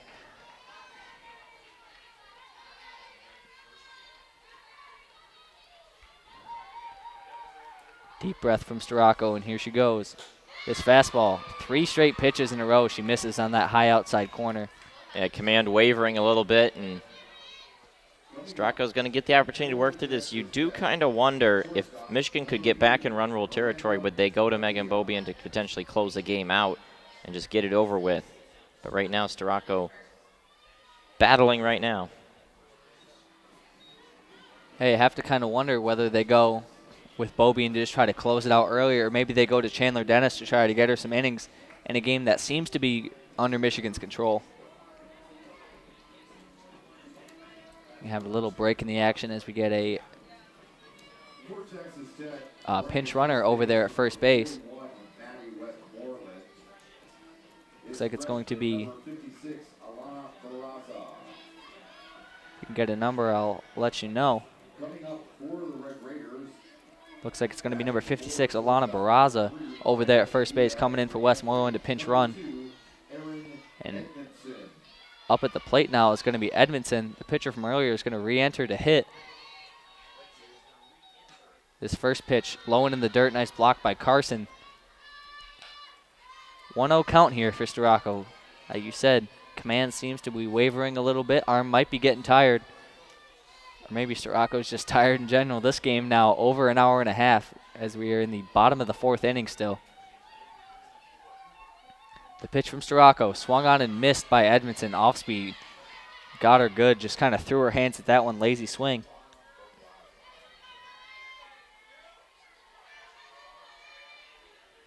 Got his team out there and on the left field hill. Can't quite tell who that is from here.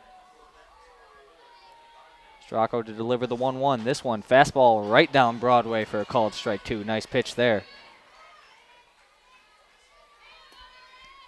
Michigan would like to get out of this one with minimal damage. 2 runners on. Texas Tech showing signs of life. You're Michigan, you're going to try to cut that off early. And here comes Scirocco on the 1-2, 2 outs. The windup towards Edmondson. That one chopped towards first base. Lou Allen backhands it. Can't come up clean with it, though, and Texas Tech is going to put another one across as Carly Hamilton scores on the misplayed ball from Lou Allen. That's going to go down as probably an error as Lou Allen fumbled around with that one. Edmondson, after kind of getting bamboozled a little bit on that off-speed, chops one towards the first baseman. All you have to do is put it in play, and Texas Tech, again, puts another one on the board. Now easily out of run rule territory now, only down 6 as opposed to 8 as they were at the start of this inning. 2 outs, 2 runners on for Texas Tech as that pitch from Scirocco is going to be called strike 1 in the lower inside corner towards Leach, the catcher.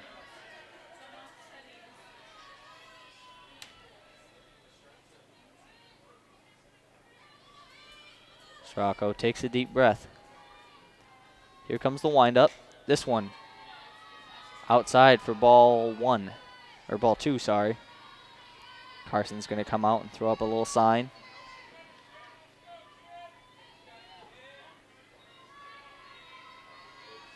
Sorry, there was a scoreboard miscommunication. The count is 1-1.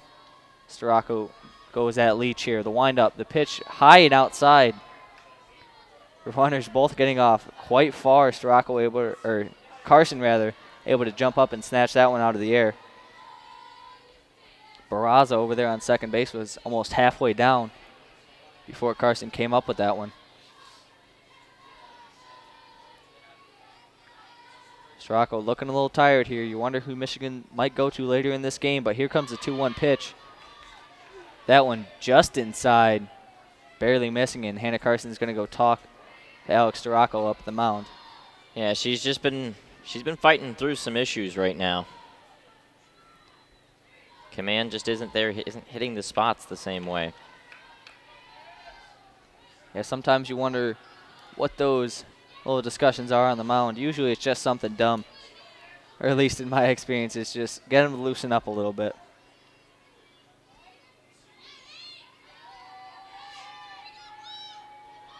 Scirocco with the 3-1. This pitch right down Broadway for a called strike 2. Didn't have much on that one. Not quite too sure why Kelsey Leach let that one go by. Hitters count, you knew fastball was coming, and that one just kind of floated. But full count here, 2 outs. This could be huge for either team. Scirocco set to deliver this one. Fouled back over our heads. That bat's going to go in another pitch. That one ricochets off a palm tree and bounces back in towards the stands.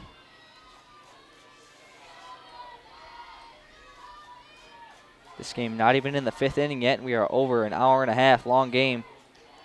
The 3-2 from Scirocco is ripped on the ground towards Juju Jimenez, but she makes that play nice and clean and throws it over to Lou Allen to end the inning.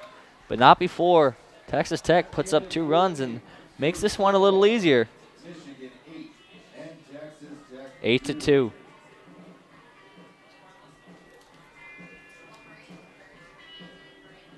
Again, the playlist. Not letting up. It was a Fortunate Son playing in the background.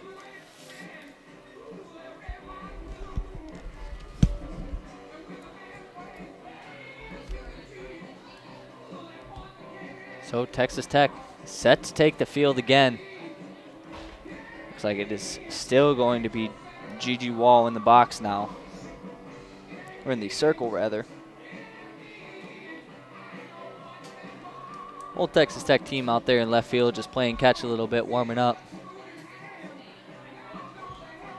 Due up for the Michigan Wolverines is going to be Juju Jimenez, the leadoff hitter, the freshman. For those of you who missed it, on just the second pitch of the game, Michigan being the away team, Juju Jimenez got a fastball down the middle and punished that ball, driving it onto the field over the left field hill, or driving it out of the hill over the left field fence, rather, to put Michigan up 1-0, and that just kind of started the onslaught. Next inning, Michigan puts up 10 hits, scoring 6 runs.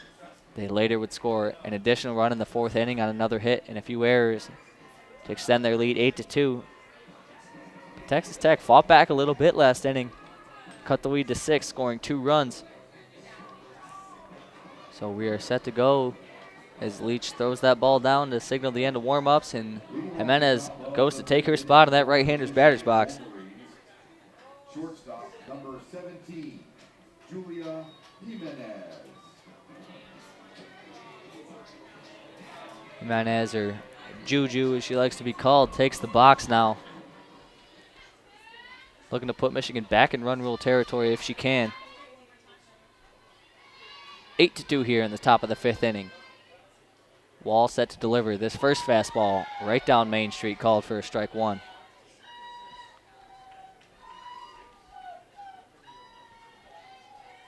Jimenez being a little patient up there at the plate. Not something you see from her much. Usually you see her just coming out aggressively, taking her time on this one. Here comes the second pitch from Wall. This one off speed. Gets Jimenez. Nice play by the third baseman and gets her. That ball hit hard on the ground towards third base. But Brianna Russell just coming up, fielding it cleanly on the run. Nice play there to get the first out of this inning. That's going to bring up number 2, Lexi Blair.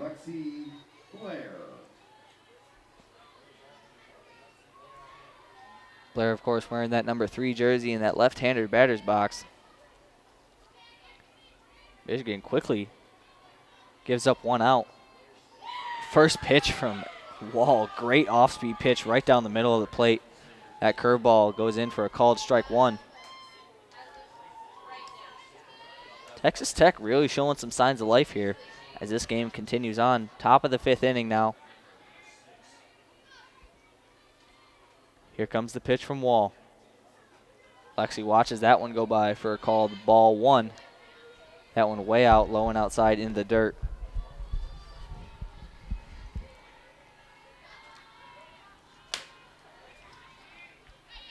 Lexi takes a deep breath, looks at her bat, and steps back into the box. And here comes the 1-1.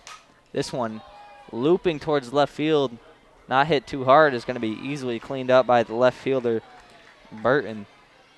And just like that, Michigan with 2 outs here in the top of the 5th inning. That's going to be Lou Allen up to the plate now. Number 14, Lou Allen. Lou fixes her helmet and steps in, looking to give Michigan some kind of life here in the top of the 5th inning. They just look completely drained. First pitch from Wall is a nice changeup right down the middle for a called strike 1.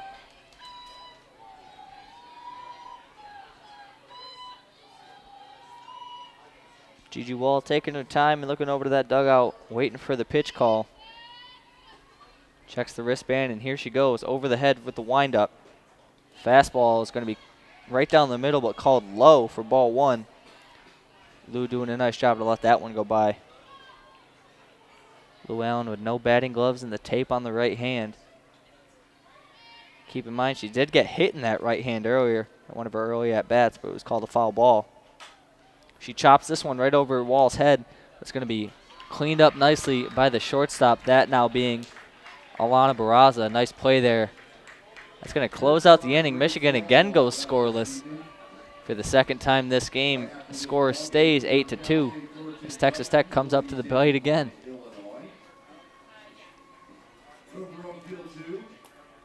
Sounds like Dancing Queen playing in the background. This playlist kind of goes crazy, not going to lie. Who's hanging out there on the burn past left field. You can see them out there sitting there, the Lopes waiting for their opponent. Tomorrow, a lot of great balls. Grand Canyon University out there in left field hanging out.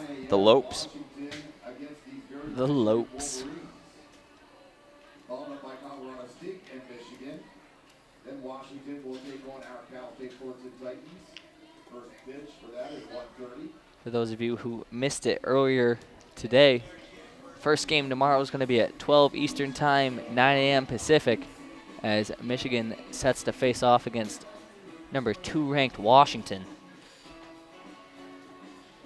That should be a good one. Then later in the day, Michigan's going to face off against Colorado State. That game's scheduled for about 2:15 EST, 11:15 Pacific time, but that one might run longer as there are games before it, so we'll keep you updated on that. You can find updates for things like that via Twitter. If you aren't following us on Twitter, make sure to do that at WCBN Sports and at WCBN Sports as well on Instagram.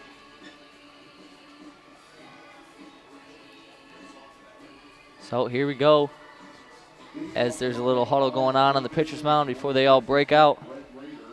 And Alex Scirocco continues on the mound. Her and Hannah Carson share a little air fist bump. It's going to be the first baseman, Cobb, up to bat again. Chloe Cobb with a nice play early in the game to close out a Michigan rally. Looking to start her own for the Red Raiders. This first pitch swung on and hit deep towards left field. That one looks like it's going to go foul. Yeah, way out in front of it. Tell you what, though, Cobb got all of that one.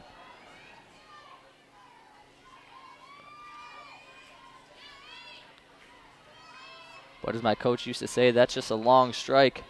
So the count is 0-1 here for Scirocco, set to pitch. The 0-1 is up in the zone, called for ball 1.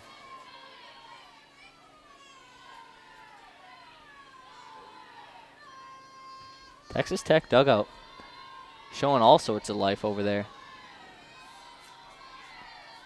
Scirocco takes her time and delivers The 1-1 gets Cobb way out in front of that one, off speed in the dirt, but gets her to swing anyway. 1-2 count now. Scirocco doing work out there. Checks the wristband and keeps spinning that ball in her right hand. Here's the windup. This one right down the middle. Nice off-speed pitch. That's going to be called a strike. That's going to be her 8th of the day for Scirocco. Nice pitch. Now batting for Texas Tech, left fielder, number 1, Evan Burton. Scirocco so far this year has just been a strikeout machine. She's now over 90 strikeouts on the year in just 12 appearances. She's been pitching very, very well all year. Now up to the plate is number 1, Heaven Burton. She's going to pop that bunt up foul, and that's going to be cleaned up by Maddie Uden. Nice catch there. She's going to be retired to the dugout real quick. Coming up for the Red Raiders, As the second bunt that the Red Raiders have popped up today. Not something you like to see. But that is going to bring up the 2-hitter, the right fielder, number 26, Yvonne Whaley. She got it going back in that 4th inning. The leadoff walk. That pitch from Scirocco, low and outside in the dirt. That one picked up by Hannah Carson, the catcher.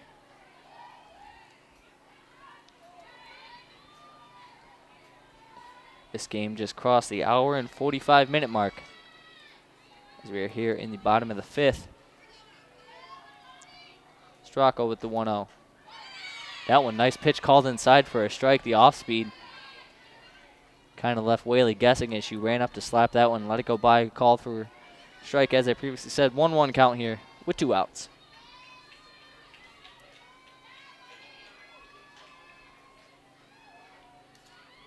Scirocco's pitch is swung on and hit over our heads over the left side of this box up here.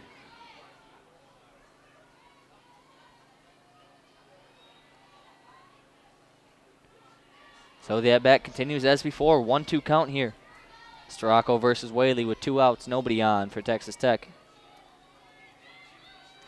That pitch swung on and missed, and Scirocco sits her down for her 9th of the day. Michigan gets out of that one without any damage. Score is still 8-2 as Michigan tries to put themselves back in run rule territory here in the top of the 6th inning. Continuing on with Sunday's schedule over on field 2, a lot of great ball games. Michigan with 2 games tomorrow as like today. First matchup against number 2 ranked Washington, and second matchup against unranked Colorado State, but still a very good softball team. You can find both of those here on WCBN Sports. Those coming to you at 12 Eastern Time and around about 2:15 Eastern Time if everything goes as planned. But we would like to thank everybody for tuning in here for WCBN Sports coverage of Michigan softball on the WCBN Sports YouTube channel. If you are not already, make sure to hit that subscribe button underneath the video feed. It helps us out and it helps you out as well if you hit that notification bell to be notified that anytime we go live, you'll get a message in your inbox. So you will never miss a broadcast, not only softball, but every sport as well. Drain was talking earlier how while he is heading home and I'm staying here to cover softball, there'll be other broadcasts as well. Michigan men's basketball and Michigan men's hockey is a very important game coming up.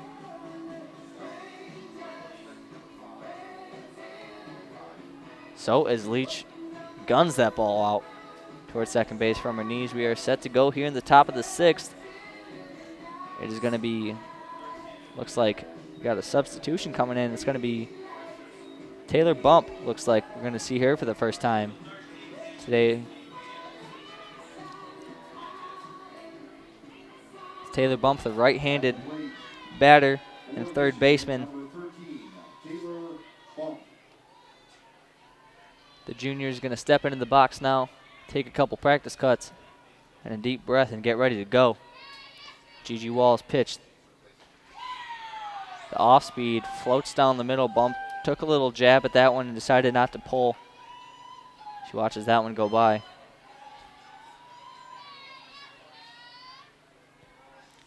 Taylor Bump has some very interesting looking batting gloves. They're like kind of reflecting up here into the dugout, or the Yeah, I think there's a press logo box, on there that's bouncing back at us. And she fouls off that second fastball down the middle to extend the count to 0-2.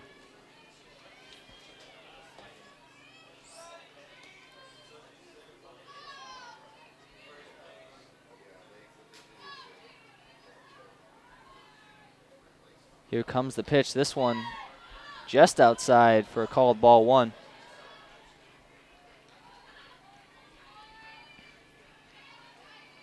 Taylor Bump now trying to work her way back into this one.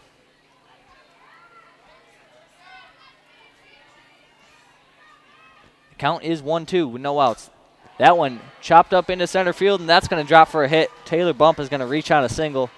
Nice piece of hitting there. That off-speed pitch was tailing away, but she just puts it over second base and drops it into the outfield. Getting it going here for the Michigan Wolverines. Well, again, the run rule applies all the way through the 6th inning, so if Michigan were to tack 2 on here in this frame, they could try and close it out in the bottom half.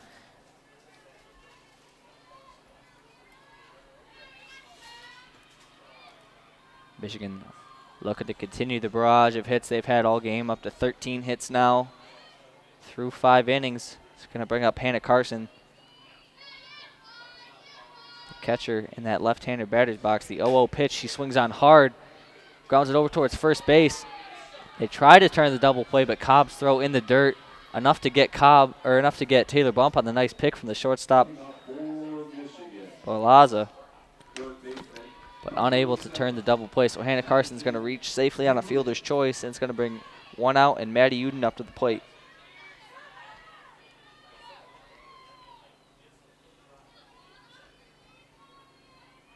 Should be noted that Taylor Bump did, in fact, substitute in for Abby Skvars. First pitch from Gigi Wall. Off speed right in the bottom of the zone. Not really too sure what that swing was from Maddie Uden, just kind of lazy throwing her hands at it.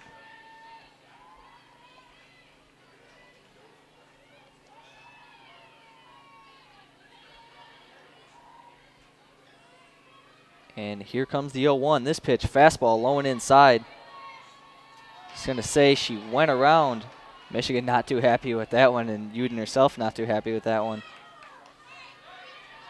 But Uden down in an 0-2 hole early with 1 runner on and 1 out.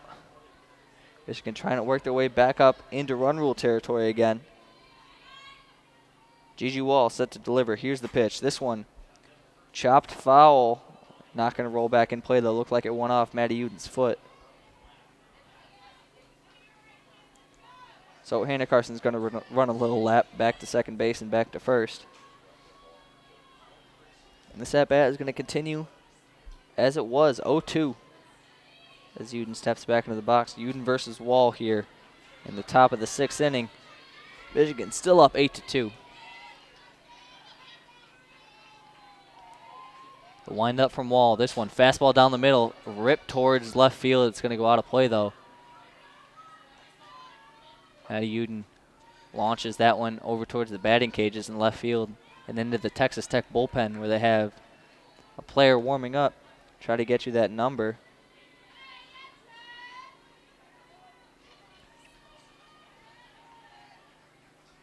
Can't quite see from this angle. Looks like it's just Peyton Blythe just taking some practice swings. The full count pitch, the 0-2 pitch again is ripped down the first baseline but goes out of play. Maddie Uden with 2 strikes, working a good at-bat here, keeping herself alive.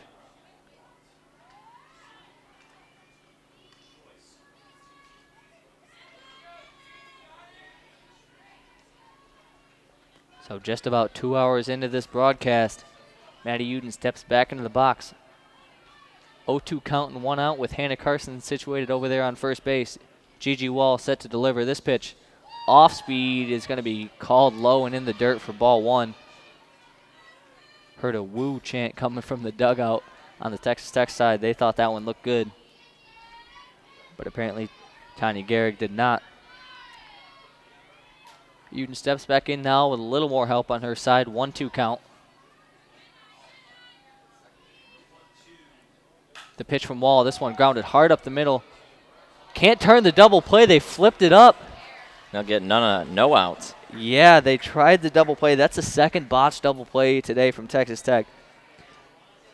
Alana Barraza, number 56, the shortstop, caught that one cleanly. Could have just taken one step over to second base and tried to turn the double play herself. Not too sure why she didn't do that, but instead opted for the glove flip up towards Zoe Jones, who just fumbled it, and both Michigan players are going to reach safely. That's going to bring up Haley Hogenrod with 1 out and 2 runners on. Hannah Carson on second, and Maddie Uden sitting over there on first base. Michigan with a chance to extend themselves into run rule territory now. Fastball right down the middle. Haley Hogenrod blasts that one back into the screen in front of us.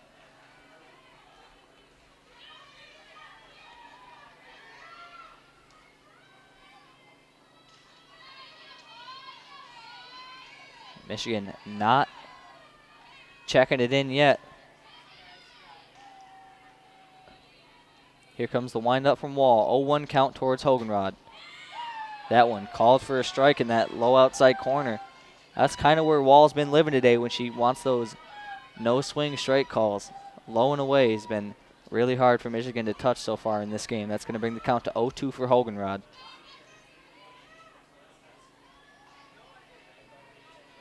The 0-2 pitch. Fastball hit quick on the ground over towards third base. Nice play there by the third baseman, that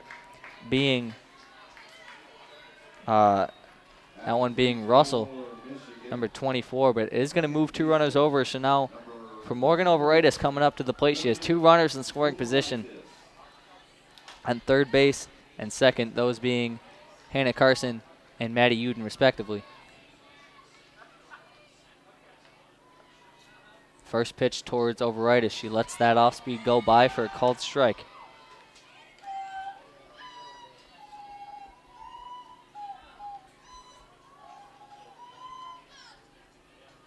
Got some strange chants going on over there from the Texas Tech dugout. Wall's second pitch is going to go high and outside, a fastball for a called ball 1. Well, with runners on second and third, if Overitis can connect with a single here, that puts Michigan back up 8 runs, leading 8-2 right now, and they would be again in run rule territory. Yeah, especially with Taylor Bump on second base. Maddie Uden on second base. She has decent wheels. Any ball hitting the outfield, she's probably going to score. That second pitch going by for a called ball 2. Overitis now sitting on a 2-1 count here with 2 outs and 2 runners in scoring position. Whole lot of 2s. The umpire Garrick's going to call timeout. Not too sure what happened there. It looked like a foul ball from the other game came into play in right field. So they're going to stop for a second to clean that one up. And play has been resumed. The pitch from Wall. Again, floats outside. That's going to bring up a hitter's count for Morgan Overitis, 3-1. If I'm Overitis here, I'm expecting fastball and not swinging at anything else. You want to get your pitch and drive it. The 3-1. Fastball she gets, and she does drive deep towards left field. There's about 4 players running towards the wall, and it's going to go out of play. So like I said, she got her fastball. Just a little out in front of it. Yep, exactly. Loops it out of play. No fun with a grapefruit lands on your noggin and gives you a big headache at the ball. Keep your eyes open. If you catch a foul ball, turn it into an usher. Thank you.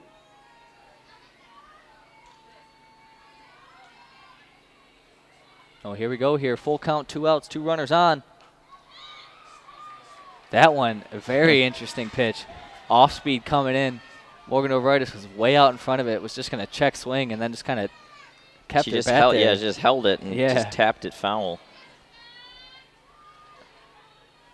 So she lives to keep fighting. Again, full count, 2 outs. Runners on second and third. The pitch from Wall. Fastball. Looping high and foul on the left side. Almost makes it up on the way to the deck, but it's going to fall in to the bullpen right there, where some players warming up. But again, this at-bat continues. Morgan Overitis set for the 3-2 count. Fastball loops that one over towards right field. The right fielder is running towards it and is going to make that play. That is Yvonne Whaley over there. And Michigan goes scoreless for the second inning in a row in this one. Got most of theirs early. 6 runs in that second inning. Texas Tech makes it through run rule territory. Yeah, now they've got 6 outs to try and get 6 runs, and it will be Alex Scirocco out there again for the Michigan Wolverines.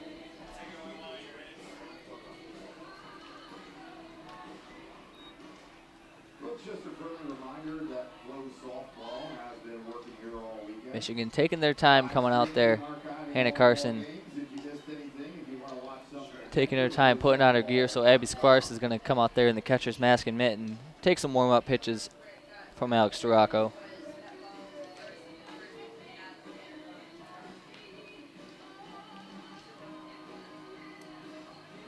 As we said earlier, in case you missed it, WCBN softball coverage will continue tomorrow morning at 9 a.m. Pacific time, 12 a.m., or right about noon Eastern, 12 p.m. that being. And that will be the first game of the day, so it'll start right on the nose. Yep, that one will start right at noon Eastern time. That one being Michigan-Washington. And then Michigan will play later in the day against Colorado State. But the throwdown comes from Hannah Carson, and we are set to go here in the bottom of the 6th. Brianna Russell is going to step up now. Number 24, the right-handed batter. She's been playing third base all game.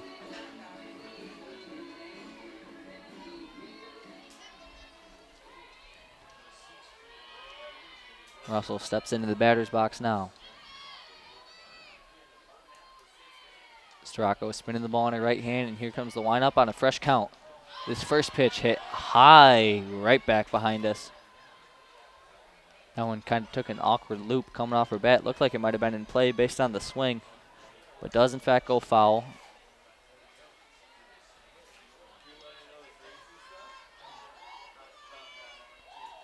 Michigan just trying to get out of this one as quickly as they can. Still up 8-2. Second pitch from Scirocco is going to go right back at us on the fence. Hannah Carson's going to catch it off the bounce there. Nice awareness.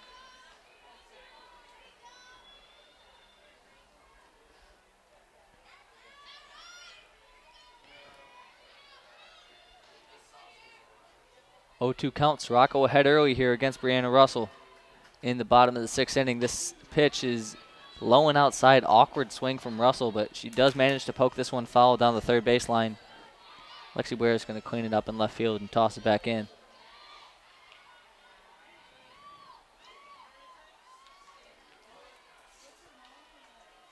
We do have a defensive substitution. Taylor Bump is now playing first base over there in replacement of Lou Allen.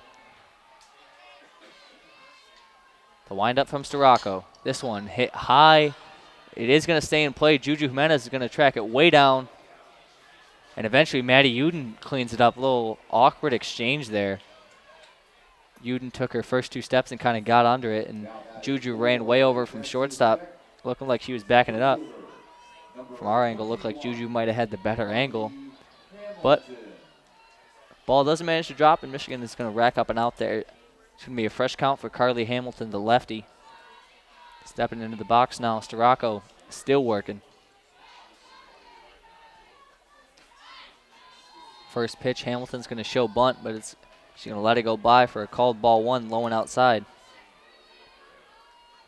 Hannah Carson, of course, back there behind the plate doing work.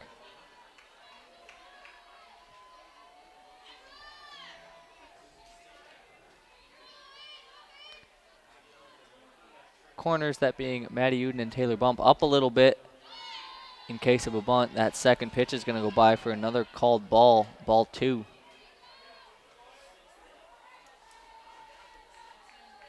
Overitis playing pretty deep over there at second base, just about 1 step in from the grass.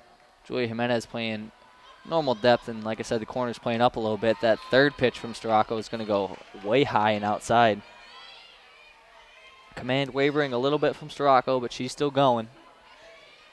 3-0 count here towards Carly Hamilton.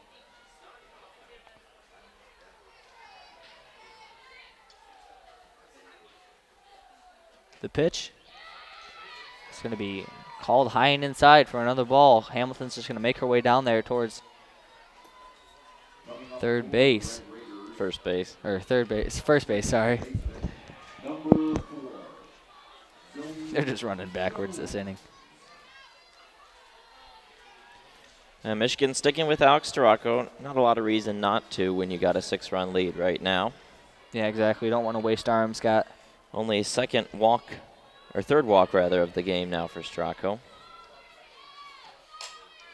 That first pitch of this at-bat's going to be popped up. Looks like it's going to be Morgan Overitis fielding that one. Yep, it's going to be caught right behind second base for the first out of this inning. Zoe Jones. Second out. Second out of this inning. I am all over the place right now. Well, we've been at it for It's been a long day. 4.5 hours between the two games, so. Sun at the beach burnt me out a little bit earlier. Slacking.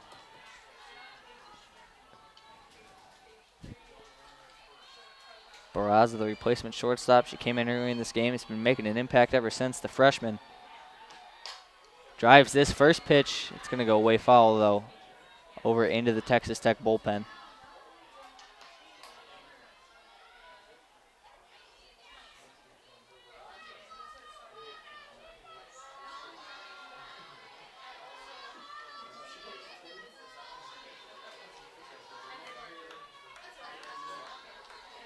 So with the 0-1 count and 2 outs, Scirocco checks the wristband and fires this pitch in. It's going to be another pop-up. Juju's going to call everybody off on this one and field it cleanly. Texas Tech going to go scoreless here as we go into the top of the 7th. Michigan just 3 outs away from another victory. 8-2 Michigan leads over Texas Tech. Wolverines will get one more time to swing the stick as we just crossed the 2-hour mark of this game. And it's really slowed down since Michigan poured on all those runs early on, the 8 runs they got in the first 2 frames. Yeah, slowed down in terms of pace of play, but these last 4 innings have taken as long as that first inning did, or that second inning did.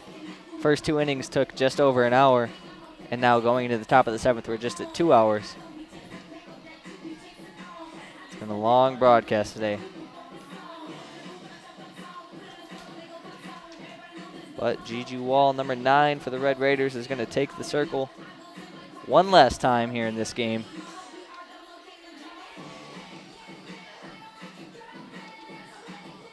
This playlist is still going crazy.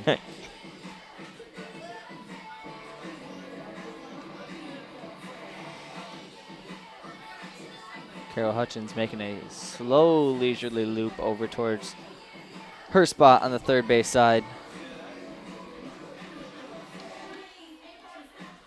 Leading off the top of the 7th inning for the Michigan Wolverines, right fielder number 12, Lauren Esmith.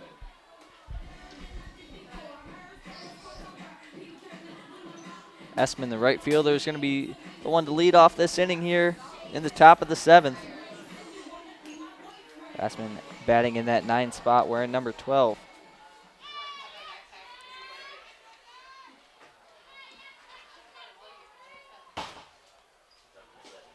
First pitch is going to be a called strike, low and away. Long pause between the pitch coming in and the signal coming in from Gehrig.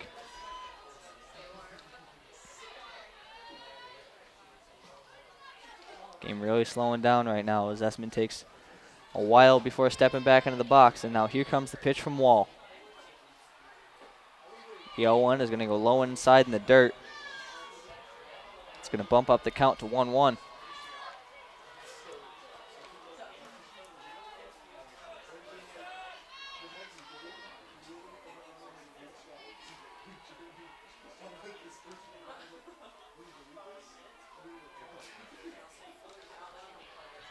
Second pitch from Wall, or third pitch rather, is going to go out for the second called ball.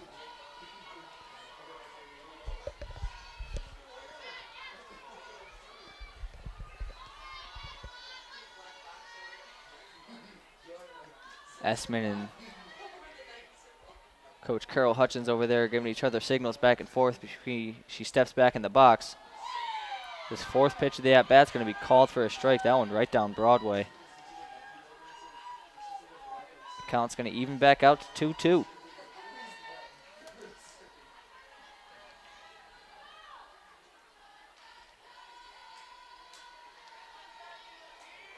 Essman now takes a deep breath and settles back in. No outs, 2 strikes here. That one swung on and missed. Got her good with the off-speed. I went fishing there in a very off-balance swing. Yeah, Essman didn't really look like she was too sure what to do with that one. Off-speed's been a struggle for her all game. We saw her get down 0-2 in a count early in this game where she just kind of threw her hands at 2 off-speed pitches like that. Luckily got out of it by getting hit by a pitch on the third one. But not too lucky there. It's going to bring up Julia Jimenez. She watches that first one go by for a called ball.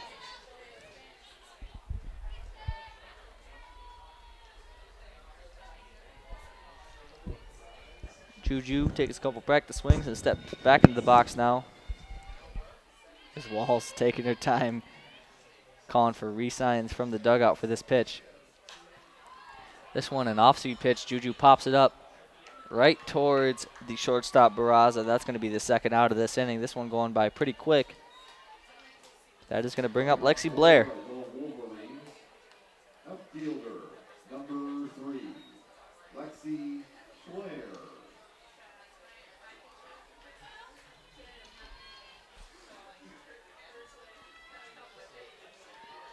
Lexi, now a sophomore, was really the star of this Michigan team last year.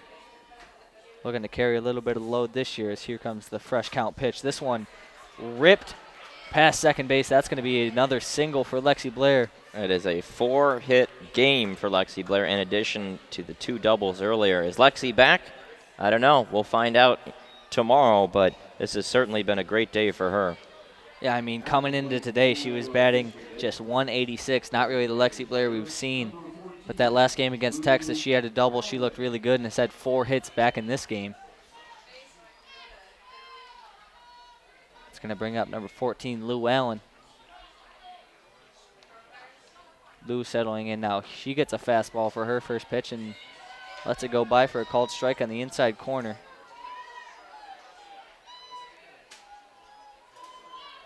Michigan really needs a win here just to at least boost their confidence. This is a good Texas Tech team, but after losing 2 straight games this tournament, going to need some momentum going in that game against Washington tomorrow. Lou fouls the 0-1 pitch up, and it's going to be caught by Leach behind the plate, and that's going to do it for this inning. Michigan leaves another runner stranded.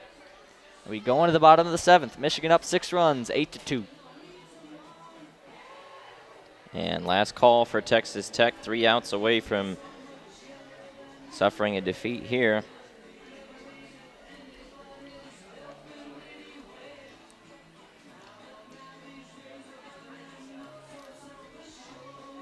Texas Tech entered at 10-8 heading into the weekend.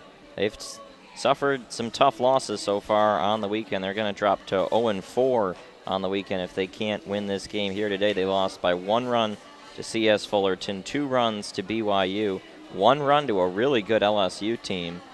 Just not going their way right now here in Fullerton.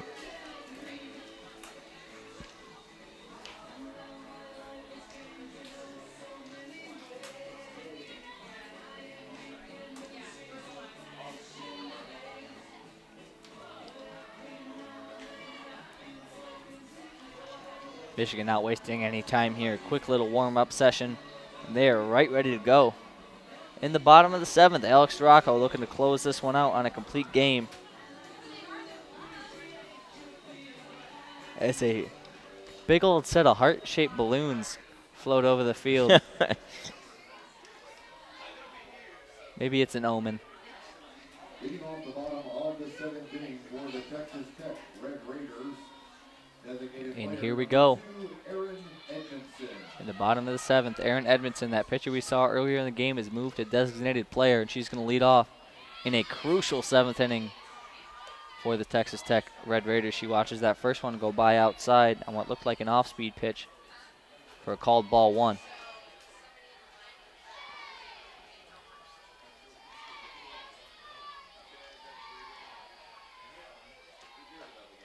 Second pitch is going to be a fastball right down the middle. Swung on and missed for strike one. Taylor Bump still over there on first base, and Maddie Uden over there on third. Chatting back and forth, both of them shaded a little bit in, not too far, just in case of a bunt. Third pitch of this at-bat's going to ride in, just misses Edmonton's right arm for a called ball 2.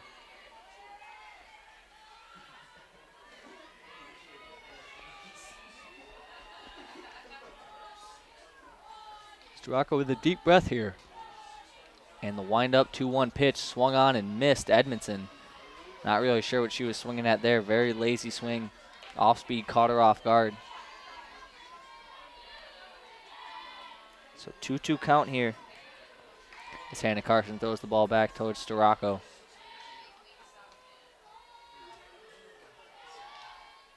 Scirocco checks the wristband and goes in for the 2-2. This pitch swung on and missed. That's going to be another strikeout for Alex Scirocco. Well, she just continues to cruise, and now 2 away from the win. Yeah, Michigan 2 outs away now, 2 and a handshake. Kelsey Leach, the catcher for Texas Tech, trying to come in to make a last-ditch effort to close this one, close the gap. First pitch is fastball swung on and missed. She took a big hack at that one, but came up empty.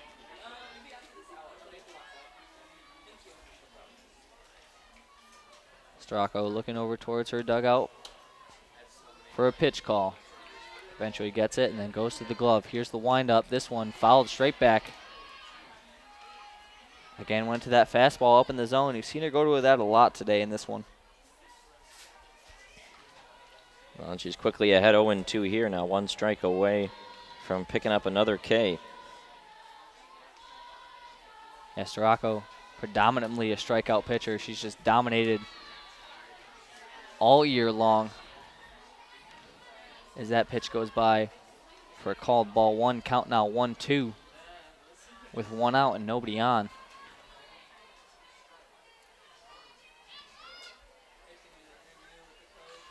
Here's the windup from Scirocco. This pitch swung on and missed. That's going to be another strikeout. And Scirocco points towards Hannah Carson. Nice catch. That's going to bump up Scirocco's strikeout total even more. It's going to be 2 outs now for the Michigan Wolverines.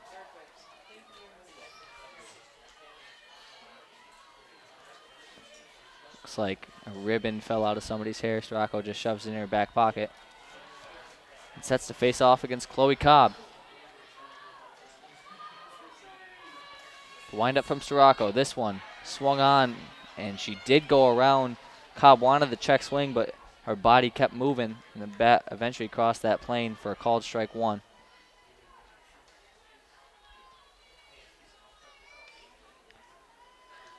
Scirocco looking to seal the deal here with an 0-1 count and 2 outs. This one swung on and missed. Nice pitch there again, going to that fastball up in the zone. With an 0-2 count and 2 outs, Michigan can see the light at the end of the tunnel here. Trying to pull out their first win of the 2020 Judi Garman Classic. Deep breath from Scirocco, and here's the pitch. That one just goes a little too high. It's going to be called ball 1. Count's going to bump to 1-2.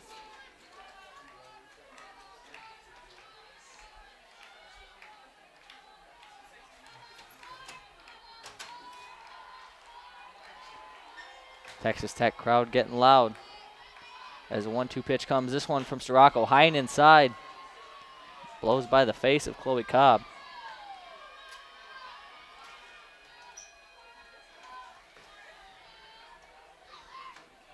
Maddie Uden comes over and shares a few words with Scirocco before heading back over towards third base. Both of them share a laugh as this one is just about wound up here. Scirocco with the windup. Fastball inside, swung on and missed. It's going to get away from Carson. Can she field it? Throws it over to first base. Not and in Chloe time. Cobb's going to beat that one out. Unlucky turn of events there for Michigan. Scirocco thought she had the game sealed up. Well, she'll get another strikeout for her gaudy total. It just won't count as an out. What's that she up to now? Let me count. 1, 2, 3, 4, 5, 6, 7, 8, 9, 10, 11, 12. 12 strikeouts for Alex Scirocco today. Just 4 short of her record that she posted up in Tampa while we were there. Her personal record being 16. At the plate for Texas Tech, batting for left fielder number 1, Evan Burton. Now we're going to have a pinch hitter now. Number 23, Peyton Blythe. Yep. Peyton Blythe, the lefty, going to come in now. First pitch, Scirocco swings on. Or Scirocco gets her to swing on, rather, for a called strike one. Hannah Carson took a shot over there towards first base, throwing down to Taylor Bump to try to backpick Chloe Cobb, but to no avail.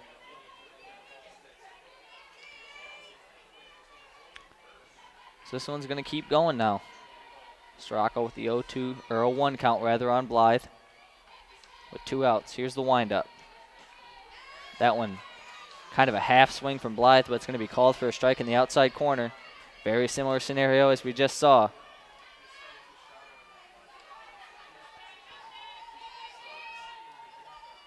Now with 1 runner on, Texas Tech faces an 0-2 count with 2 outs.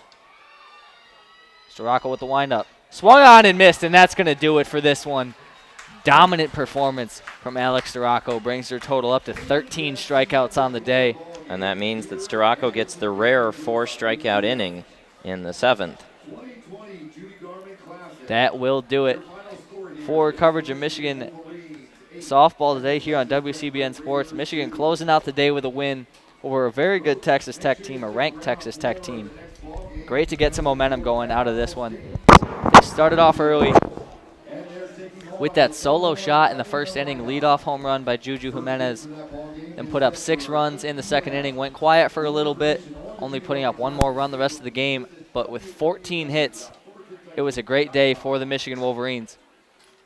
So that is going to do it for WCBN coverage of Michigan softball today. Again, I'd like to thank you for tuning in. Remember to tune in tomorrow right at noon Eastern time. And that will be when Michigan faces off against number 2 ranked Washington. But until then, leave you like we always do with a good night and a go blue.